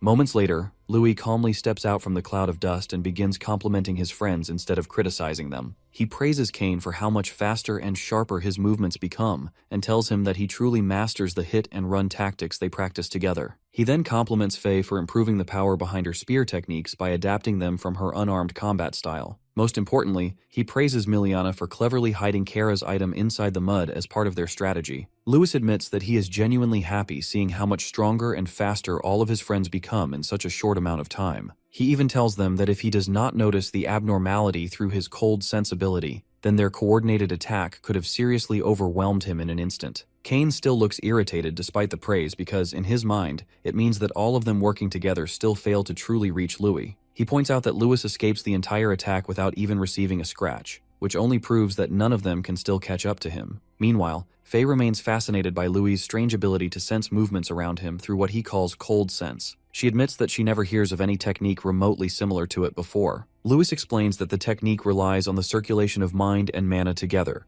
and he tells her that he is still researching and refining it himself. Even so, he promises that once she understands the proper principles behind it, he will teach her how to use it in future training sessions. While the group talks, Miliana hands Lewis a recovery potion, and at the same time Faye suddenly tries to sneak in another punch toward him. Once again, she completely fails to land the hit. Miliana watches this and comments that sometimes Louis feels almost abnormal, like someone who does not truly belong to this world. The moment she says that, Louis nearly spits out his potion in shock. Nervousness flashes across his face as he quickly asks why she would say something like that while wiping the potion from his mouth. Miliana explains that it is because Louis openly shares his knowledge and techniques with others so freely. In this world, most people guard such information carefully within their own families instead of teaching it to outsiders. Because of that, she jokes that Louis must learn these ideas and values from another life entirely. Hearing that makes Louis scratch the back of his head awkwardly. He laughs a little and says that maybe it is simply because he grows up as a commoner and therefore has a different upbringing from nobles. He explains that everyone in their group constantly teaches each other new things anyway, so he believes it would be amazing if all of them continue becoming stronger together as one united team. Eventually, Faye tells everyone that it is time to head back because they still have martial arts classes waiting for them the next day. Before leaving, she warns Kane and Lewis not to sneak off and cause trouble afterward. Kane immediately teases her in response, and before long the entire group begins leaving together while joking around with each other. However, Louis stays behind alone at the training grounds. He looks down at his bag and realizes that he is almost completely out of recovery potions once again, meaning he will need to exchange for more soon. Just as he prepares to drink another potion,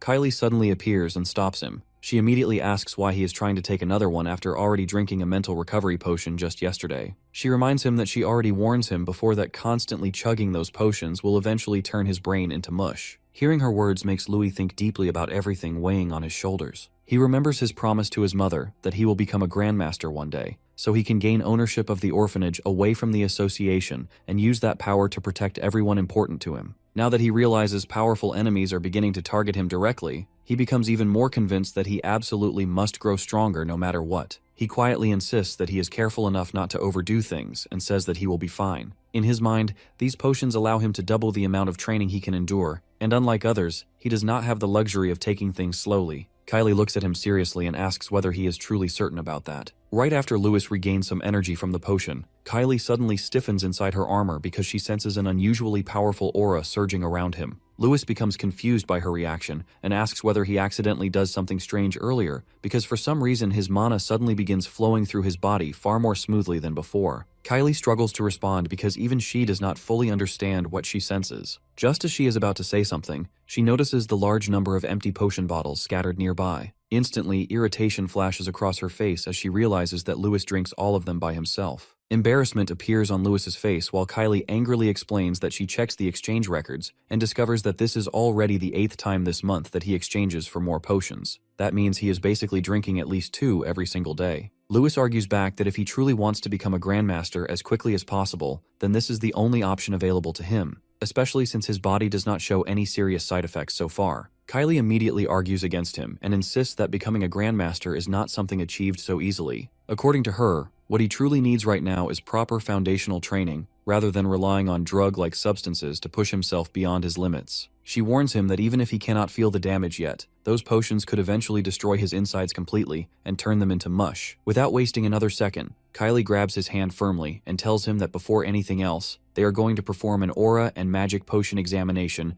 to check whether something is already going wrong inside his body. Eventually, Kylie takes Louis to have his blood examined, and Louis allows his blood to be placed into a special potion for testing, while the principal personally inspects it himself. After studying the results carefully, the principal realizes that the situation is extremely strange. There are absolutely no signs of mental recovery potion erosion affecting Louis's cerebrum. In fact, the opposite seems to be happening because his brain activity appears even more active and stimulated than before. Kylie immediately protests after hearing this because she insists that Louis clearly shows abnormal behavior recently. She points out that he suddenly becomes absent-minded at times, and only moments earlier an overwhelming amount of energy pours out from his body like something monstrous. She also explains that he releases such terrifying killing intent that even she feels unsettled by it. The principal admits that Kylie's concerns are valid and troubling, but considering the fact that Louis's magical power actually increases instead of deteriorating, he wonders if this phenomenon might be some kind of enlightenment unique to someone like Louis. At the same time, another possibility enters his mind, and he quietly considers whether this could be related to the mysterious traits connected to the cursed child. That thought immediately sparks the principal's curiosity even further, and he asks Louis to explain everything he experiences in greater detail. As the discussion continues, the principal begins talking about enlightenment itself and the origins of magical power, speaking about how magic is ruled by the goddess and questioning whether both humans and monsters are truly meant to possess such power in the first place. After thinking deeply about everything, the principal finally concludes that the world is already filled with countless strange mysteries that nobody fully understands. Because of that, he believes they should place this incident among those unexplained phenomena for now, rather than rushing toward conclusions too quickly. Kylie still tries arguing that something must definitely be wrong inside Louis's body, but the principal remains stern and starts walking away. However, after taking a few steps, he suddenly stops and turns back toward her. He explains that studies involving alchemy and magical potions are still incomplete and under constant research, meaning nobody fully understands how these potions truly affect the human body. Once Louis's unusual condition is added into the equation,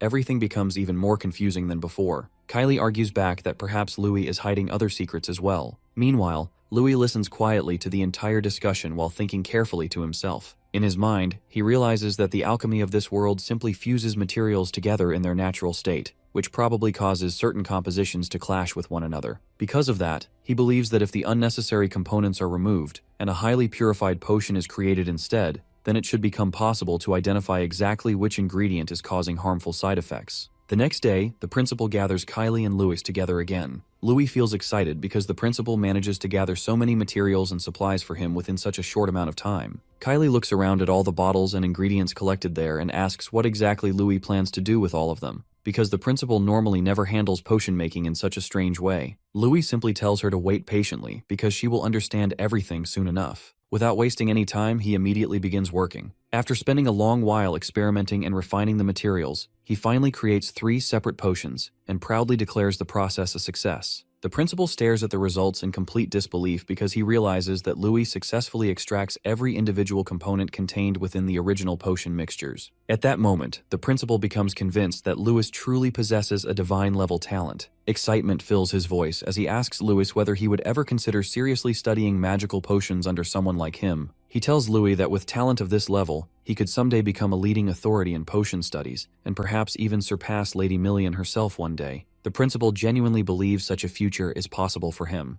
Louis respectfully replies that studying under the principal would be an incredible honor for him, and he would gladly learn from him. Hearing that makes the principal visibly proud, and the two of them begin bonding through their shared passion for knowledge and research. Kylie, however, clearly dislikes watching the growing connection forming between them. Later that night, Louis continues studying magical theory on his own, while thinking deeply about the nature of the potions he creates. He realizes that the magical energy contained inside those potions originates from the ingredients themselves. Since potions are made from natural plants, and plants require soil and water in order to grow, he begins connecting those ideas together. In his mind, earth and water naturally symbolize life itself. Suddenly, a powerful realization strikes him like lightning. At that exact moment, a violent reaction erupts across the table in front of him. Kylie stares in disbelief, because she cannot believe this strange phenomenon is happening yet again. Somehow, Louis reaches another moment of enlightenment deep within his heart. Instantly, massive vines and roots begin spreading wildly throughout the room. The principal watches in complete astonishment as enormous trees and forests suddenly emerge across the giant chamber itself. To him, there is simply no possible way that the true power hidden within potions could create something like this. At that moment, Louis calmly explains that the true power behind creation is not something grand or destructive. Instead,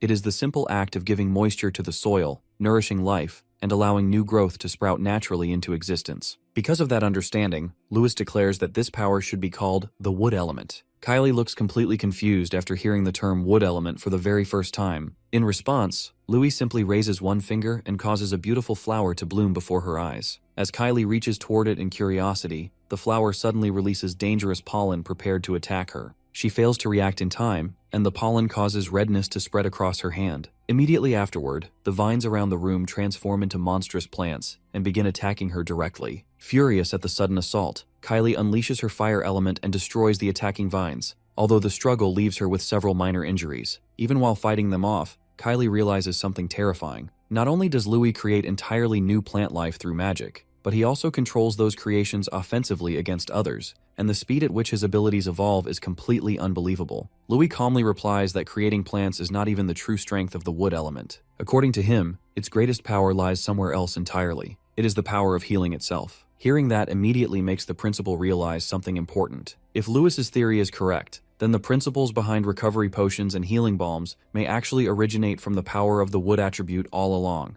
Louis agrees and says that the possibility is extremely high. He explains that the major difference between ordinary plants and magical potions lies in whether elemental properties are present within them or not. The principal becomes increasingly excited as he realizes that composite elements, potions, and alchemy might all be fundamentally connected together. Because of this discovery, he immediately tells Louis that he will personally provide him with all the potion materials he needs for future experiments and research. Louis sincerely thanks him for the support, but the principal simply laughs and says there is no need for gratitude, because if Louis continues making discoveries like this, then he himself will probably end up handling all the exhausting work later on anyway. However, before the conversation can end, the principal decides to ask Louis one final question. He tells him that in the world of humans, strength alone is only one piece of the equation, and if someone truly wishes to gain the power necessary to change fate itself, then there are far more complicated truths waiting beyond simple strength alone. The principal then takes Louis into the forest where Louis activates his newly developed wood element and causes life to burst directly from the ground beneath them. Once again, the principal is visibly astonished because no matter how many times he witnesses this phenomenon,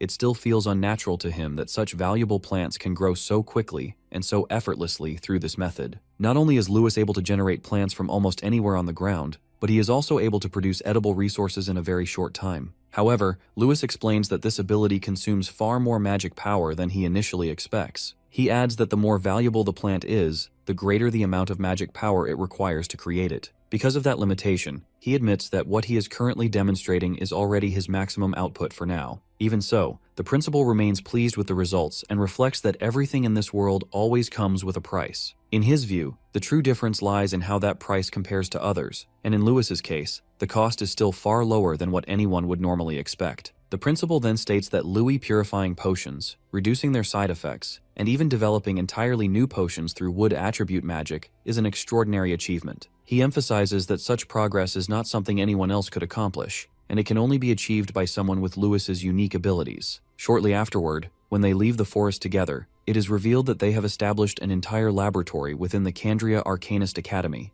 located inside an underground cave system. Within this hidden facility, they create special recovery potions, mana restoration potions, body enhancement potions, and mental recovery potions as part of their ongoing experiments. The principal then picks up one of the newly created potions and decides that it is time to test its side effects directly. He remarks that if Louis truly wishes to grow stronger quickly, then fighting strong opponents is the best form of training available. Because of that, he suggests testing the potions through combat between them. This idea immediately excites Louis, who sees it as the perfect opportunity. Without hesitation, he tells the principal not to hold back at all. He drinks the potion and immediately prepares to fight against the principal himself. A battle soon breaks out between them, and as it unfolds, Kylie watches everything with a stunned expression. She silently thinks that Louis is truly a monster in his own way. Even if he is not necessarily evil or dangerous in intent, his nature is undeniably monstrous in terms of raw capability and growth. Later on, Louis returns to his room and takes a shower while reflecting on the previous fight. He realizes that the principal did not hold back even slightly during their confrontation. In fact, if he had not developed the new potions beforehand, he would likely have been bedridden for an entire month due to the damage sustained. As he rests, he begins thinking about what kind of new potions he could develop next, and how he can further improve his abilities. However,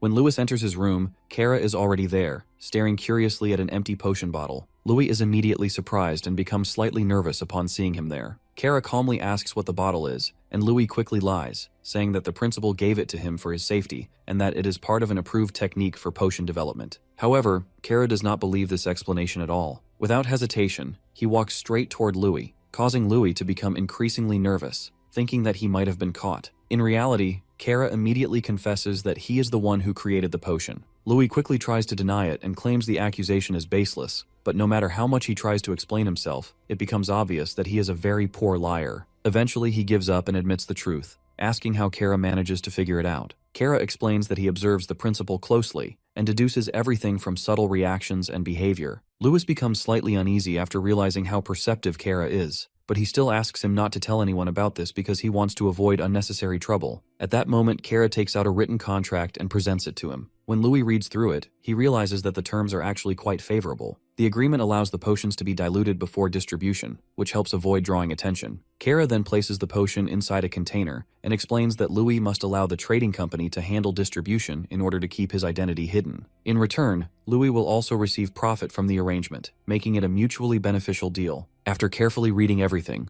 Louis realizes that with Kara's support, he can obtain both resources and protection while continuing his research freely. He agrees that the offer is good, but insists on two conditions. First, the potion effects must be weakened before selling to prevent unnecessary complications. Second, the trading company must contribute support to the orphanage where he grew up. Kara immediately accepts both conditions, writes them directly into the contract, and hands it back to Louis. They both sign it, formally sealing their agreement and forming a new partnership. As Louis leaves, he mentions that he will prepare more potions the next day and should rest early. Kara watches him leave before returning to his own dorm room. However, after both of them separate, two assassin-like pigeons suddenly infiltrate the dorm area and attempt to approach Kara from behind. Despite their stealth, Kara reacts immediately and defends himself. One of the intruders becomes frustrated and confused because she manages to enter without being detected, yet still fails to land an attack. The other quickly apologizes for the intrusion and explains that they only come to deliver urgent information before leaving again. At this moment, it is revealed that Kara is actually a girl who disguises her identity in order to attend the academy. She then hands the contract to her two apprentices, who react with confusion because they cannot understand why such a significant agreement is made for Louis specifically. One of them remarks that if this plan succeeds, their trading company could rise to become one of the most influential in the eastern regions. The other apprentice is equally impressed,